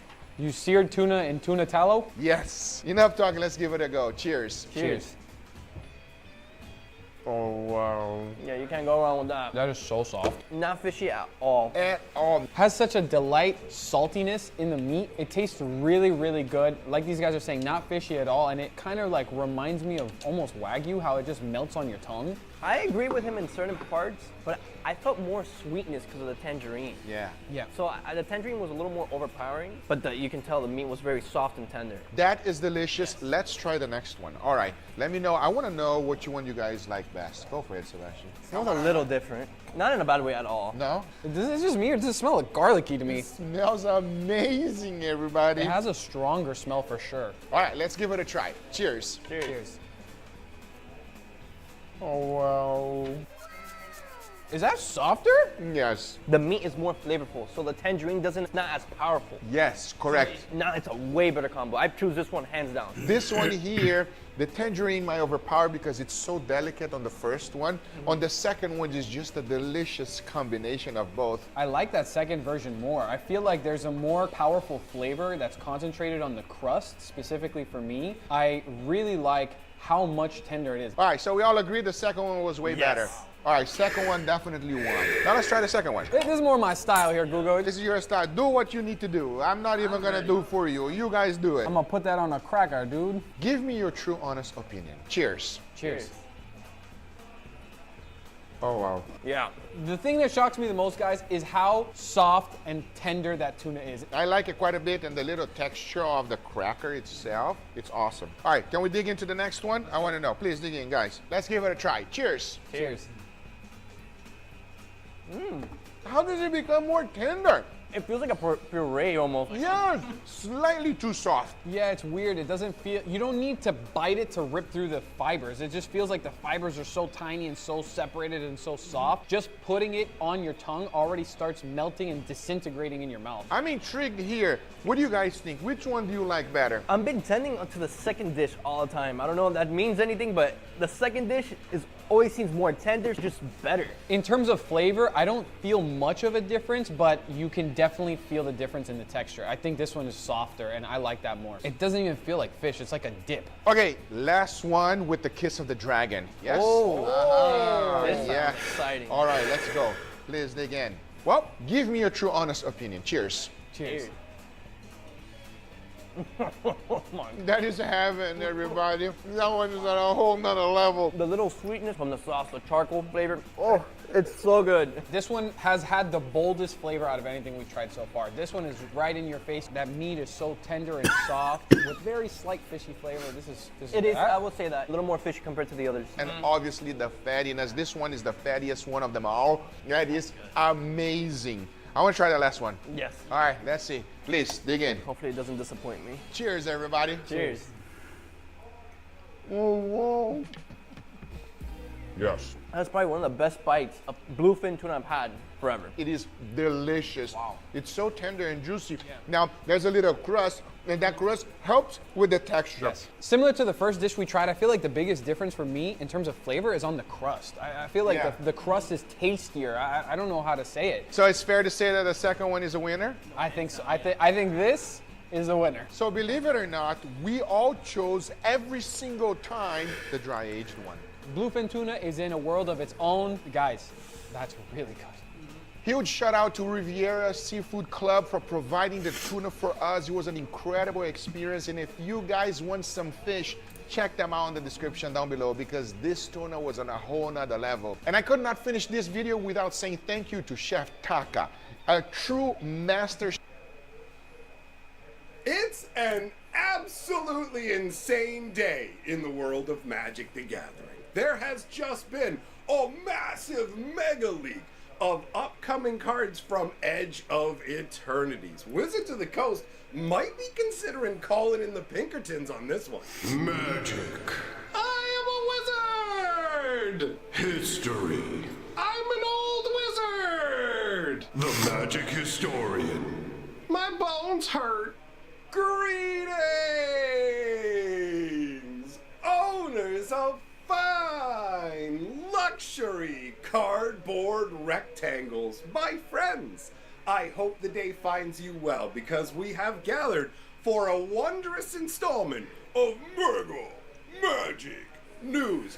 Green screen is still not here. I'm hoping it'll show up in time for the next video. So once again, I shall be your green screen. And I'm going to take a moment to say thank you to everybody for coming by because we recently just got over 60,000 subscribers on this channel, and I'm going to be doing a 60,000 subscriber celebration live stream sometime soon. So keep your eyes peeled for that. Now, let us turn to the crazy news of the day. This is all unfolded within the last 24 hours. So I'm going to give you some starting details. We'll look at the spoilers, and then I'll fill in the rest of the story for you. But it starts like this. Take a look at this image. Some random individual posted this on Facebook in a private group going, yo, check it. I've got a box of Edge of Eternities. In fact, I have more boxes of Edge of Eternity.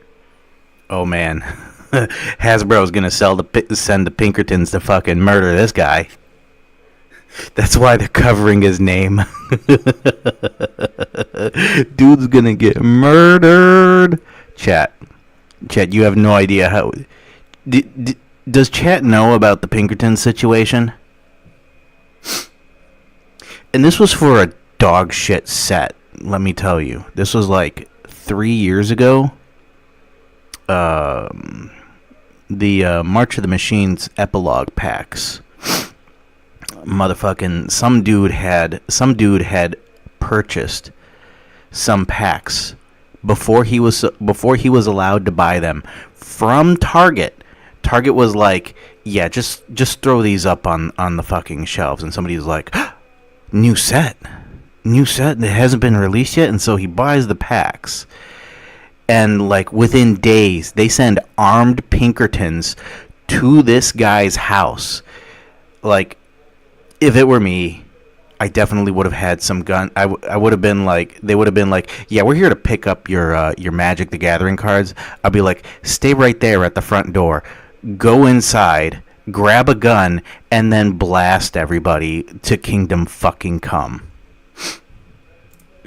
That I'm selling.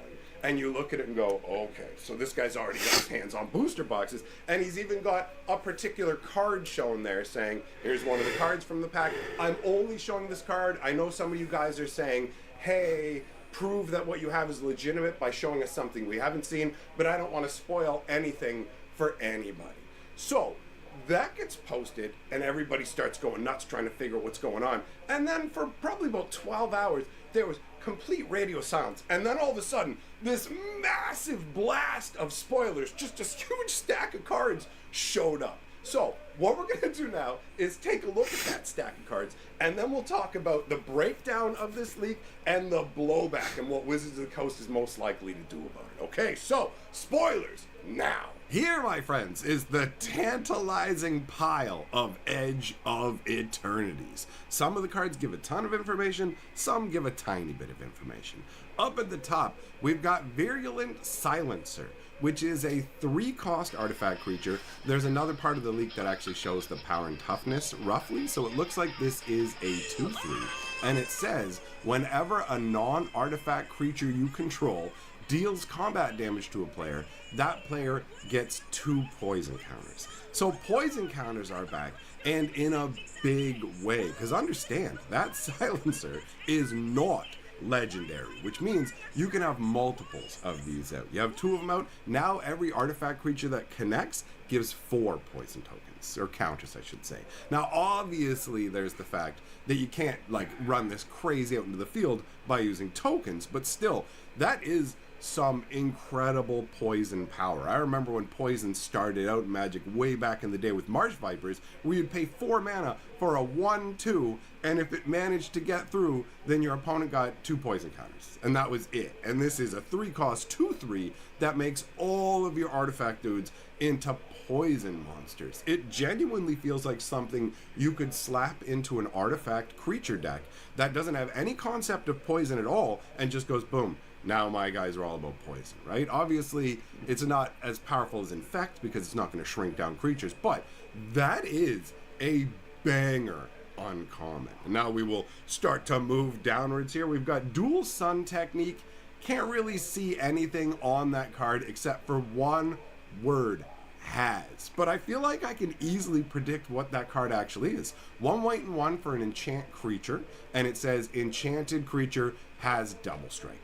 It's literally called Dual Sun Technique. It literally shows a guy dual wielding, and giving double strike is a normal thing to do in Magic the Gathering. It might actually even give more than just double strike, because the power level has gone along to the point where I thought about it and went, wait, 2 mana enchant a creature just with double strike might actually not be powerful enough for the current world that Magic the Gathering is in, right?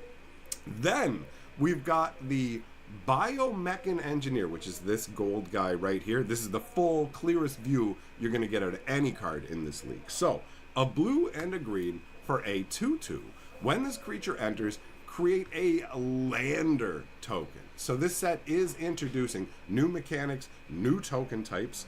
Lander token works like this. It's an artifact token that says 2 tap, sacrifice it, search your library for a basic land card, put it on the battlefield tapped, then shuffle. That is a super powerful ability, but at the same time, just limited to basic lands, right? So at the beginning, it'll be stronger if you can crank a bunch of those out and go and grab lands. Ultimately, it does feel green and blue because green is a land grabbing color, blue is an artifact generating color. Put them together, all right. The lander concept, I'm not sure what they're trying to evoke with that. I don't know if they're going for some kind of like alien vehicle, or if they're trying to actually make you think of, for example, like the moon lander or the Mars lander. Because if you think about it conceptually, a lander is something that lands on a planet or a moon or whatever, and this is getting you a land, and the way they're doing Edge of Eternities is lands are represented by planets. So that's supposed to be the overall flavor concept. And I do have to admit, as a longtime Magic player who's really into high fantasy, it is very jarring to be discussing moonlanders and stuff in regards to Magic. But that's where we are, so what are you going to do, right? So on top of making a lander token, 2 mana, 2/2, that makes a lander token, but also it says it looks like it's 5 mana, draw 2 cards, and create a 2/2 colorless robot artifact creature token. That activation cost might be a little bit higher. I can't 100% make out all of the details on that, right? But those are the main chunk cards. We do have dribs and drabs, some information. If you look down here at the bottom, you can see that this is some kind of station artifact spaceship, and it is a 5/6 that you need 10 power to station with. If you haven't seen station cards yet, it basically works similarly to crewing, where you tap creatures, but instead of going, oh, I've got crew 4, I have to tap 4 powers worth of creatures, you can tap any amount of powers worth of creatures, and then you put counters on the spaceship. Once it has 10 counters, it's permanently up and running as a creature. So it's like a vehicle that crews permanently, but requires more overall to crew it, right? So on one hand, it's advantageous because, yo, check it out, I can just build up my counters, I got my spaceship, I'm all good, it's a creature all the time. But on the other hand, when you do have vehicles and they switch back into non-creature, they're safer from more removal. So it is a mixed bag. Now over on the other side of the engineer, you can see we've got some kind of insect druid with a landfall ability that says whenever a land you control enters, gain a life. That's all we know about that one. But a really fascinating little bit of extra information is on this card right here, where it's Caesarian Void Bringer, Caesarian Void Walker, Void Boiler, something like that. The interesting thing on this card is right down here, Warp 1 black. So it only says Warp 1 black, hand for its, the beginning may cast it, right? So this to me is an ability that's going to say 1 black, because this is warp, right? So for 1 black for this creature, you put it into exile. Then at the beginning of your combat, you can pay its casting cost. If you do put it into play, it has haste, and it can attack this turn, exile it at end of turn. So I think that how this is going to work is going to be something along the lines of the what was the name of that ability? Why can't I think of it right now? There's a red ability where you can put a creature straight into play and it swings in and then bounces back to your hand at the end of the turn. For some reason, the name of Dash it is eluding me, but this feels to me like a variation on that. Instead of the card coming from your hand and bouncing back to your hand, the card goes into exile and comes back from exile to represent either teleportation technology like beam me up, Scotty, or beings that can literally move through dimensions, move through some kind of warp shifting, right? So ultimately, it is a very interesting concept, and we actually have 2 images of spoilers that will add a little bit more information in regards to warp. So let's take a look at the second image now. So this doesn't have as many cards, but they are more clear and provide more information, right? So up here we've got the Uthros scan ship, 1 blue and 3. It is a 4/4 spacecraft, so it might be hard to see, but you have to get 8+ counters on it, and then it gets flying, okay? So it has, when it enters, draw 2 cards and discard a card, and station. So this is just your standard blue come into play, draw you some stuff, you pitch a card, but then after you've tapped enough creatures, then you got yourself a 4/4 flyer. You do have to tap 8 powers worth of creatures, so I really don't know where this falls on the power scale. My gut says that it's not that strong because you do have to tap 8 powers worth of creatures, but at the same time, it might be easier to do than you think. Station can only be on sorcery speed though, so you can't like have a bunch of dudes before my turn tap them. Maybe they'll have some card in the set that lets you station at instant speed. That wouldn't surprise me. Anyways, we've got close encounters of the cardboard kind up there in the corner. 1 green and 1 instant. As an additional cost to cast it, choose a creature you control or a warped creature card you own in exile. So that would be the card we just saw over on the other page. That creature has warp. So this is a way to use a fight spell, or this isn't really a fight spell because fight spells mean your guy gets to hit my guy back, right? But this is a bite spell where you get to hit your opponent's guy. Now, most of the time, you can't play bite spells unless you have a creature out to do the biting. But in this case, you can literally have one pop out of the warp, chomp down on you, and disappear. That's pretty wild, right? So it deals damage equal to the power of the chosen creature or card to target creature. Pretty straightforward green bite spell, and obviously they tied it into the whole alien nature with close encounters of the cardboard kind, right? Down here we have some kind of instant, most likely. Destroy target artifact or enchantment. If its mana cost was 2 or less, create a lander token, right? And you can tell it's a lander token because it says it's an artifact with 2 and tap. Search your library for on battlefield. So there's just enough clues in there for you to be able to figure out, wait a minute, this makes a lander token. And I just realized actually that this is a little, hold on, maybe we can slide this up a bit. So there we go. Okay. So I was gonna say, remember when I told you could see that the 2/3 was the power and toughness of the silencer? I was like, wait, why can't you see that here? So this is the silencer we saw on the first page. And then the other card we have is the Rescue Skiff, which is 1 white and 5. When it enters, return target creature or enchantment card from your graveyard to the battlefield. And it's got station 10 flying. So you got to station 10 creatures with it, or 10 power with the creatures. To turn it into a creature. We don't know its power and toughness.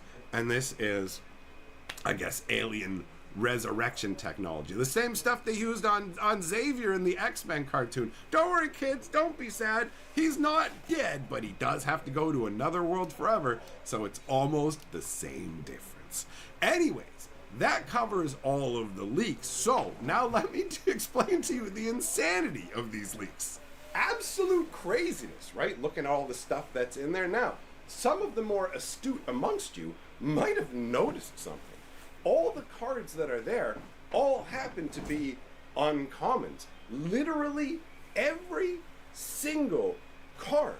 But when we saw the previous image, the card that was being spoiled was a rare or mythic rare. So where are all the rares? Where are the mythics? What's going on with this? Well, here's the craziest part. That booster box post that got put up there has nothing to do with this leak. So we literally got a picture where there's an Edge of Eternity's box that may be 100% faked. It might be real, it might be fake, right? Because at this point, companies are making, skis bags are making fake boxes of Magic the Gathering. This is something that we have already seen with things like Foundations, where they're straight out faking the entirety of it. The booster wrappings, we've entered into a new insane realm of Magic fakery, right? So it's not 100% clear right now, actually, whether those Edge of Eternity boxes that we've seen are actually the real deal or not. The spoilers that we saw, those are real. But here's the thing, those come from a Final Fantasy box. So you might have been thinking to yourself, wait a minute, Edge of Eternity's going out, Wizards of the Coast is going to call out the Pinkertons and send them out, go get them, boys! But at the end of the day, the Pinkertons have been sent out once in recent memory, and that was when, and this is what everybody seems to forget, that was when a future set got released, an extra set out. And by that I mean, let's say, well, actually I'll just use the real example. The next set that's coming is March of the Machines. After that is March of the Machines Aftermath. But right now, I get March of the Machines Aftermath. That means I have not the next set, but the set coming after that. So, as far as I understand, Wizards has never sent out the Pinkertons after anybody who has the next product down the line.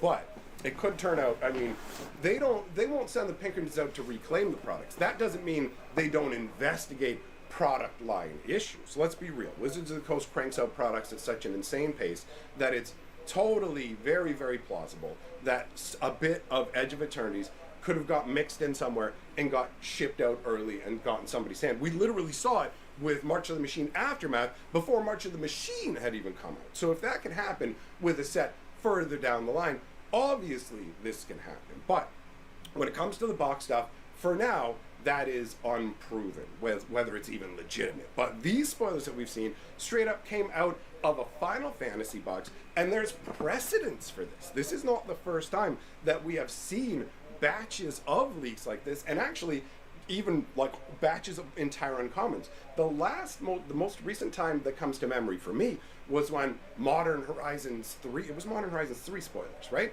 They just started showing up, or was it Modern Horizons 2? One of the two most recent Modern Horizons. Wizards does 1 billion sets. So even as a historian, it can be somewhat difficult to keep up with. But either way, what's going on is Wizards of the Coast will not be sending out the Pinkertons for this situation. There's absolutely no way. Not this time. They learned their lesson.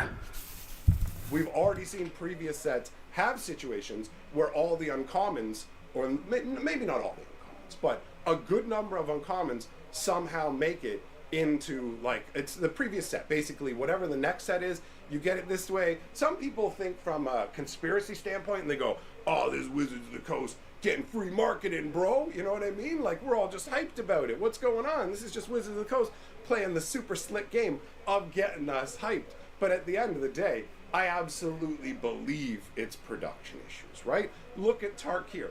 Look at how abysmally printed Tarkir was. The ink bleeding. Actually, we have a number of those issues with Final Fantasy, but luckily for Wizards, those issues aren't as pronounced. But regardless, if they can't print their cards to a reasonable standard, what makes you think that something as simple as uncommons from a previous set making it into like a box are a stretch? Do you know what? Uncommons from the next set, I should say, right? Because they're constantly working their printer presses, and the stuff is constantly coming down the line. So it's funny that the actual official leak that we have there's nothing Wizards can do about it. Wizards can't send anybody out. They can't chase anybody because they screwed up. They made the product faulty in the first place, and I imagine as a Final Fantasy player, you might actually be really frustrated getting a bunch of Edge of Eternities. First of all, you might not even care about the space theme, right? Secondly, you might be a huge Final Fantasy fanboy.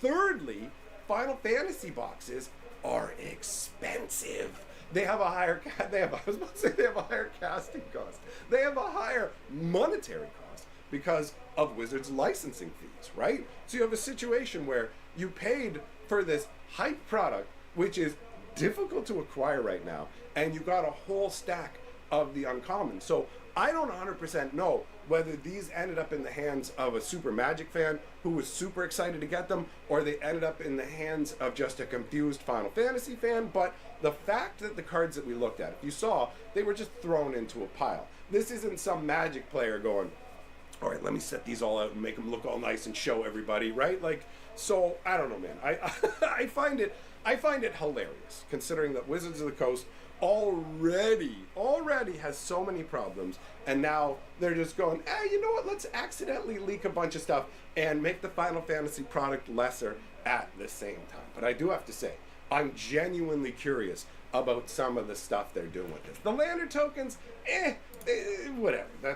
Sure, if you ignore the fact that there's spaceship stuff, it is some good resource grabbing. Wizards just announced a very small amount about Edge of Eternities, but I was able to find a bunch more from the detailed product pages, so let's break down what I found. First, we can see that there's likely going to be a bonus sheet with this set. When looking at what cards are included in a play booster, it's cards from the main set, special guest, and an unknown set code EOS, which is not the commander code, as that can be found with collector boosters as EOC. My best guess is a land bonus sheet with planet-themed art based on how much they talked about lands at the preview panel at Chicago, although only 45 of them is a bit low for a bonus sheet, as most have hovered around 65. From the same collector booster details, we also have the confirmation of Galaxy foils, which originally debuted in Infinity and look pretty awesome. The fact that you can get between 0 and 3 means there's not a dedicated slot for them, but I don't expect them to be as rare as something like the Wilds of Eldraine confetti foils. We can also assume, based on the packaging for these collector boosters, that the headliner card won't be serialized, as the box is missing the may include serialized card marker that sets like Tarkir and Ether Drift have. There's also a weird number of commander cards that can show up in collector boosters, indicating either more new cards in each precon or some other set of cards using the commander set code like box toppers have in the past. Wizard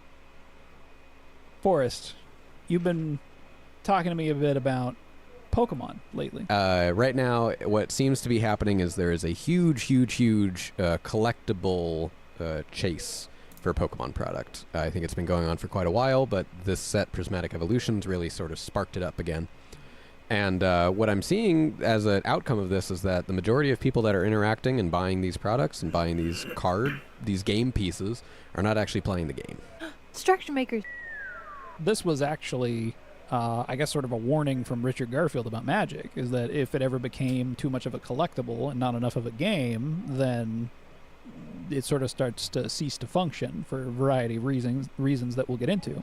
But the thing that sort of crossed my mind when you were explaining all of this, at least your sort of recent experience with Pokemon, is that it made me go, well, how close is Magic to this exactly? Like, have we crossed the threshold into Magic being more of a collectible than a game, or is it still managing to keep its footing? If everyone just stopped playing Magic tomorrow, how many people would still be buying this, and would it be enough to keep that entire thing functioning? There's kind of a paradox with collectible games, and it's that the collectibleness of them is both a pro and a con for the game itself. Because game pieces are not just handed to players, it takes them longer to sort of solve them, right? You can extend the life cycle of an individual set by making it so that players have a bit harder of a time getting a hold of the most optimal game pieces. This was sort of like part of Richard Garfield's vision from the beginning, and he's iterated on this since, which we'll get into a bit later. Part of the vision was that not every player would be able to play the most optimal strategy because they just wouldn't have access to the most optimal cards. The world that we live in now, that's not even close to the reality, right? Any individual player could buy any individual single for the deck that they're trying to make. This was a problem early on still, right? Because they didn't imagine that Magic was going to see the success that it saw. And so when you have a certain pool of players of a certain size, it's not as big of an issue if players are having access to a large amount of cards, because they still have to be able to share that information across to one another. But, there's like famously on one of the card lists that like an island was listed as a rare, right? Yeah. And it's like moments like that in the old school, version of the game that was potentially used to sort of obfuscate that information so that players didn't actually know what the full pool of cards was that was available to them in a general set. Those days are long gone. Now everyone knows the set before it's out, and people can there's people that, through emulations, they can already test out different decks and different deck archetypes, and like a meta's already halfway through being solved in some cases, at least by using the game pieces, having those at your disposal before the set's even released. The biggest advantage here to sort of the collectability is it slows down meta solve, and it also helps create a community, right? Players have to come together theoretically to exchange cards to build the most optimal things, or even just the most fun things, I guess, right? The flip side of that is that if the artificial scarcity that is created through the collectability, right, is that, okay, we can't just say, I want that card, I have to open packs until I get the card. It keeps those game pieces out of players' hands, right? The conundrum is we want to have players slowly getting the game pieces so that the game is extended, but we also want to make sure players can have access to the game pieces eventually. Right. And if the game becomes too collectible, then that becomes too hard to get a hold of game pieces. Game pieces get too expensive, and then in order to sort of like play in the meta or whatever, or just have access to the card that you want, so it can become impossible. Magic, in a way, whether intentionally or not, I think it kind of accidentally stumbled into a money printing machine, basically, with Magic, and I think that a lot of people followed suit, and that's why we saw the TCG Gold Rush in the early 2000s. That's why we're seeing another one right now. Well, and it's even been like a business model that's been adapted outside of right. We saw loot boxes that were really pervasive, and blind boxes now. Yeah, it's all over the place, and I think that. We have a video on this, so I don't think we'll get too deep into it, but the thing that most people ended up sort of losing on the track was the fact that Magic always tried to make sure that if there is any sort of collectability, or you're going to have booster packs, that it should at least still be part of the game play in some capacity. And so making sure that draft is always a format that is something that players can access, that there's some form of drafting. It's always there when considering booster packs and designing those, right? And even when they made the changes with play boosters recently. The sets are around 300 cards, and if you didn't have some of those landing in draft, then they would just be draft chaff. Right? I think they would just be chaff. That's there would the be weirdest no draft. thing. When I started playing Digimon again and started getting back into TCG, there's so many cards that I'm like, I don't understand why this card is here. Why does it exist? Right? Yeah. A lot of the times that has an answer in Magic. You open it and you go, well, that's a card for limited, or that's a card for commander, or that's a card for standard. But in new games that they don't have a draft format, you're like, yeah, there's no reason. Why am I doing this? Like, why am I opening this? So what's the deal with Pokemon? Why have they become mostly a collectible and not really a game? So I'm still fairly new to the space, but from what I can gather, I think the way that Pokemon was able to get to where it's at now is that the focus on collectability is a lot more on, it's a lot less on power of cards, of individual cards, and it's a lot more on usually popular Pokemon that act as chase cards. So some of them just have a natural rarity, and sometimes I think that there's just an affinity for that Pokemon and collectors are interested in it. I think that's why this Prismatic Evolution set is all Eevee themed. Eevee's a really popular Pokemon. Everyone likes all the Eevee evolutions. Lots of collectors, I think, have Eevee collections or want these as part of their collection. They do a lot of like special treatments for cards too, right? Yes, that so those are more usually rare. the chase ones, right? So Yeah. there's alt arts for them and stuff like that. And what's funny is we're starting to see Magic kind of do this too. So they're taking, I think, some of these sort of iconic cards and giving a lot of special treatments to them, I think in a very similar way to what Pokemon does to its most popular Pokemon, and then adapting that to become new chase cards for collectors. When we add in Universes Beyond, that's when this stuff starts to maybe get a little pernicious, right? Potentially, is that, you know, when it's Land of War Elves, it's like, okay, well, people have an affinity for that card because it has a game function, right? Like, oh, like Land of War Elves is just an iconic, it's the iconic mana dork, right? And the emotional whatever connection I have to this is almost entirely game related, right? Like flavor, I guess. And that's different from Pokemon too, is that I think a lot of people got into Pokemon early on because they just like the designs of Pokemon, right? Maybe they played the video games and it wasn't, because Land of War Elves was this really cool card that, you know, was played in this one format they played at one point in time. You know, when we look at the Universes Beyond stuff being added into it, I do wonder how much of the driving force of people buying these sets is focused on like the thing that they like in a similar way to Pokemon, right? It's like, oh, this is a character I have nostalgia for that I appreciate a lot and I want to own a Magic card version of them. You know, you got chocolate in my peanut butter kind of situation, right? So, you know, I do wonder what if a shift needs to occur for Magic in order to make sure that it's maintaining its gameness and doesn't just become a collectible to the point where people who want to play the game can't get a hold of game pieces.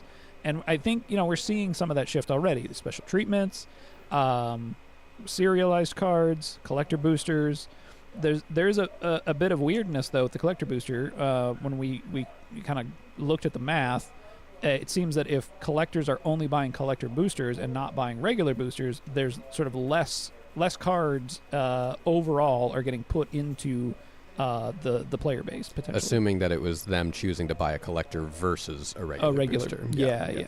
And, you know, there's something to be said, too, because, like, sometimes, you know, we're talking about collectors that buy product and open it, not collectors that speculate. I think that the booster pack starts to come into question, which, you know, we have another episode that's talking about this, but there are alternatives, but all of these come with trade-offs. I wonder if the best solution figures out a way to maintain the booster pack, but also avoids the cascade towards collectability, right? The artificial scarcity doesn't like fall into this speculation camp too much. So this is something our good boy Richie G, PhD, Richard Garfield, for those that don't know him. Richard's gone and explored a lot of different games, and Yes. I think has tried to tackle this problem with multiple games, but I think he's most successful with Keyforge. So in Keyforge, they have a design algorithm that ensures that whatever sort of randomized deck that comes out of it is playable. They have different... some of the game mechanics are built in this way to make it a bit more flexible in that way, too, where you can pick... There's like a certain number of factions that come in the same deck, but you can only play like one faction per turn, something similar to that. But then all the cards in the deck have unique backs, right? They have like a randomly generated name on the back of the card backs that you can't theoretically can't mix these cards together. Players end up doing it anyway. Right. But there's no constructed format though. Yeah, basically. it's all like a randomized pre-con. Yeah. It's almost like if everything was like sealed deck in Magic or something. Right. Yeah. And so this does solve a lot of these problems, but it introduces some other issues, which is that players tend to like to have an idea of what they're buying, right? They want to, especially with like a pre-con, right? If this is a deck that I'm going to be playing and I'm not customizing it in any way, the only sort of like ownership or self-expression that I have out of this deck is just that I happened to open this deck. Yeah, right? You're essentially cutting half of the game of Magic out of the game, which is like there's some people that don't really care that much about deck construction and instead just want to actually play the game and like these sort of they like the ease of access of it. And the thing that when we were playing it that I thought was really interesting is that there is this sort of mysterious, almost Yu-Gi-Oh like feeling where it's like you could have this really powerful deck and have no idea, until you end up winning enough games and you go, wow, this deck is actually really strong, which is very cool. But I think that what's funny is that because you're removing some of this collectability, you're removing some of the secondary market and some of the speculation, you're also not as many people are going to be buying it, right? And I think that's kind of a consequence for anything that's not having any sort of a sense of collectability. I will say that Keyforge did hit, I don't know if they hit number 2? Number 3. Number 3. So it was Magic, Yu-Gi-Oh, or Pokemon. No, it must have been Pokemon. Yeah. Magic, Pokemon, or no, Pokemon Magic? In the U.S., I think it was, probably Pokemon. I think it was Pokemon Magic, Keyforge for at least 1 year. It might have been 2 years, but it was definitely top 5 card games for at least a couple of years. I do wonder how big that gap was. I don't remember. I'll put the stats on the screen. Yeah, if I can I'm not find sure. them. But Keyforge was definitely up there and doing well. But it is interesting, right? So if you wanted a new deck in Keyforge, you have to go buy a whole new deck, right? Like you're like, okay, I'm going to spend the $20, $25 whatever. It's cheap. It's $10 cheap? to $12. Okay, well, it's not terrible, I guess. Good price range. But yeah, it does change that sort of entry point for players. If you're sort of the decks you ever getting kind of stale, you can just buy a new one. I do think that there's a player identity issue there with the building your deck. But it's an interesting solve, right? It's an interesting way to think about like, okay, well, if we went to the complete random side of the spectrum, we end up somewhere with something that looks kind of like Keyforge. So then if we go to the other side, where we go to as far away from the random as we can go, we end up with something like a living card game or an expandable card game, where players know exactly what they're buying. Yeah, Fantasy Flight Games is definitely the company that I think explores this space the most, but I think that there's a lot of room for exploration here. And I think that if I were to guess, there's probably just a lot of companies that aren't interested in this. I think it's a very fair model for players. We should probably explain. Basically, an expandable card game, living card game, whatever you want to call it, is where you just get all the pieces, all the game pieces in one box, essentially. Yeah. It's like getting the entire base set of a card game. Right. So, like, imagine Foundations did something kind of like this, right? Where like you buy the Foundations box and you get a bunch of stuff. So imagine if the whole game was like, okay, Final Fantasy set comes out and you buy Final Fantasy the set, and you get every card in the set in one box. Some of them also handle it through like pre-cons. And then I don't know if any of them handle it through like singles sales though, which is interesting. Yeah, the closest thing is maybe Altered, sort of, but not really. Right, and there's something to be said here because like Magic does do this somewhat, right? Like with pre-constructed decks and also with secret layers, is that there is exactly what you're getting part of the Magic product line. But the boosters really are where most of the I guess sought after stuff is going to be. Right, there might be some secret layers that are more expensive or whatever because of that, but so really I think the expandable card game model seems like on the surface to be the most friendly to players. It does open up some other problems with availability of cards long term, but booster boxing things go out of print too. I do wonder if the trade-off here is. And I feel like I need market data to understand whether or not this is true. But if like you're selling things as decks and not booster packs, there's kind of a completeness to it, right? Like that, I think players might be more hesitant to take it apart and get rid of certain cards. In that, like you might not be seeding that like ecosystem in the same way. Like you're not necessarily seeding the ground for players to be trading with each other in the same way. Yeah, if I were to guess, I've personally not really invested too much into any expandable card games myself. I've played Netrunner and stuff, but it's always ever been someone else's box, so I've never like freshly opened a box. But if I were to guess, there's probably 2 starter decks that are pre-built, and then a lot of cards for you to slot in and out of or make your own decks, which I think makes the most sense to me. But yeah, if you were to just deliver the entire thing only in separate decks that you could sort of mix and match, then yeah, I could see there being a lot of hesitation for players to, like you said, take them apart and try different things with them. But at the same time, you also don't want to just give players a bunch of cards and not have any pre-constructed nothing decks. to hold on to. Yeah, because then it's a much longer burden of a journey for them to even start playing the game. And it really, like, that's probably where the deck builder solution comes in, right? It's like, here's essentially an expandable card game, right, in a box, but it's meant to be played in a way that you're building the deck as you're playing it so that you can just jump into the game immediately. You don't have to build decks and then play. But it's kind of a separate thing. So, I do wonder about the meta solve problem. The other issue here potentially with the living / expandable card game model is that you're not getting the best of both worlds here, where you're not getting the extended time it takes to solve a meta because players have less access to the cards. So I could see a system that would work really well as a living / expandable card game. We say both of them because Fantasy Flight has living card game trademarked, but whatever, they mean the same thing. But I could see a system that might work really well if you had an alternative solution to turn over the meta in a way to like slow that meta solve. The meta gets solved with Magic because of, yes, access to game pieces, because we're seeing them early, but it's also the amount of people that have access to those game pieces because there's so many people interested. But I think the meta would probably not get solved for even smaller TCGs or smaller, let's say, like expandable card games, because your player pool is just not going to be the size of Magic. You're not going to be up there. You're not having much data collection. Yeah, and so it will naturally just sort of be harder to have that meta be solved, but like it can still be solved. And if your game ends up being really popular, then yeah, you're going to need a solution for that. So it's sort of like you kind of have to prepare for the worst if that's the case.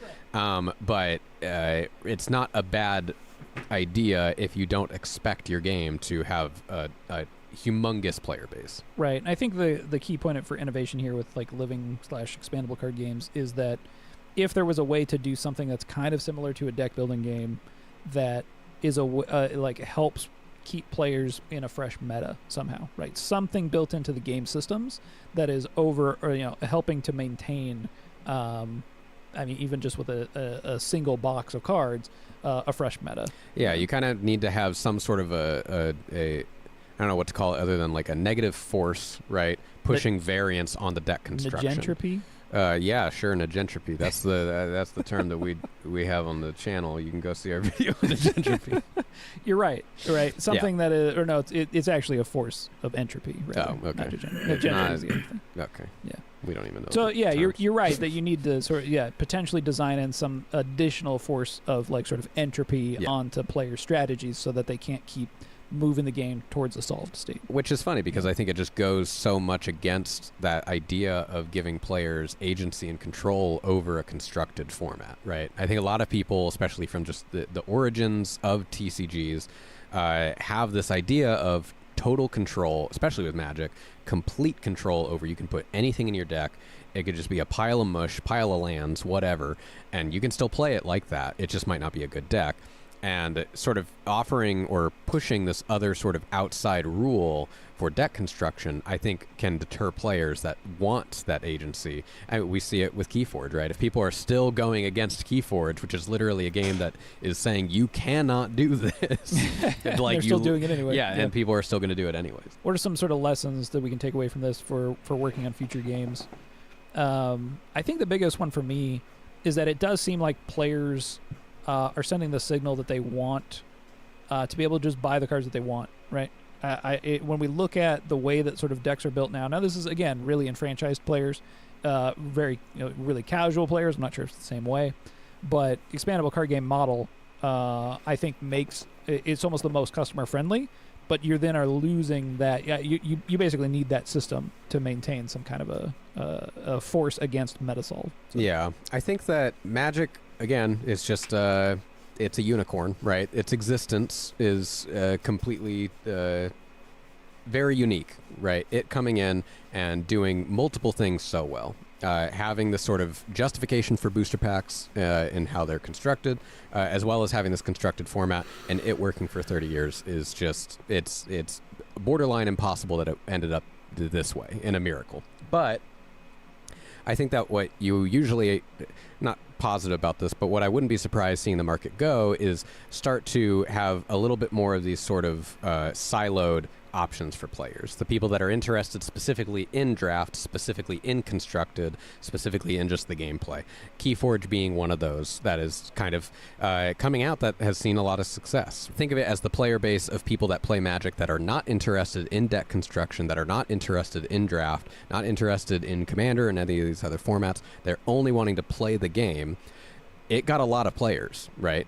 For that specific demographic, and I think that's huge. And so I would not be surprised if we start seeing more games that are designed with this very specific type of a format in mind, right? Maybe there's something that is more specific to draft, like you're saying, like a deck builder or something right out the box that embraces this sort of deck construction via draft, and that's just the whole game. I do wonder if there's something interesting here for Magic that is kind of similar to Keyforge, right? Where you get a deck that is random, but it's playable.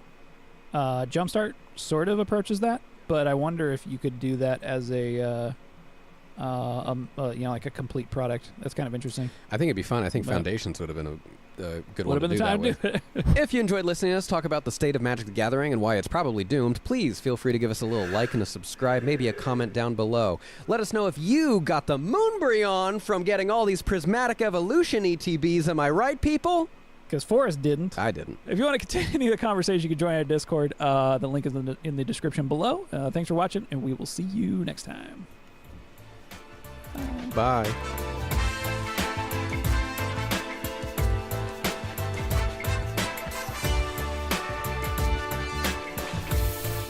That's all for tonight. Thanks everybody for stopping and hanging out. Hopefully I can figure out how to deal with the capture card problem. Yikes. Anyways, Friday I'm taking off. Saturday we'll figure it out. Sunday custom Doom watch stream. We'll see. I'll think about it.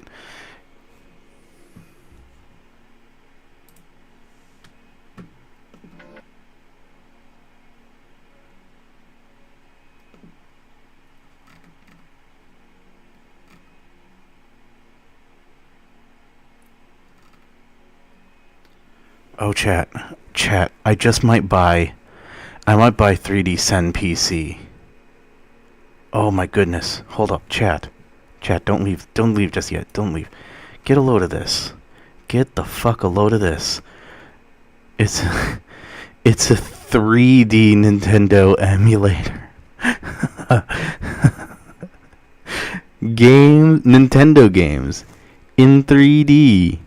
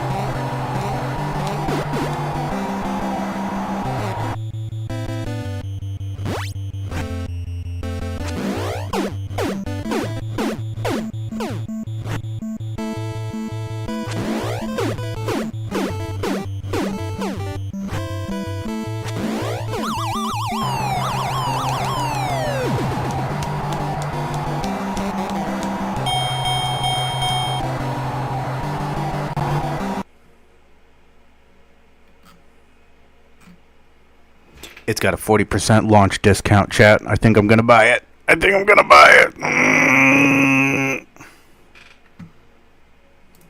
Maybe that's what I'll do on Sunday.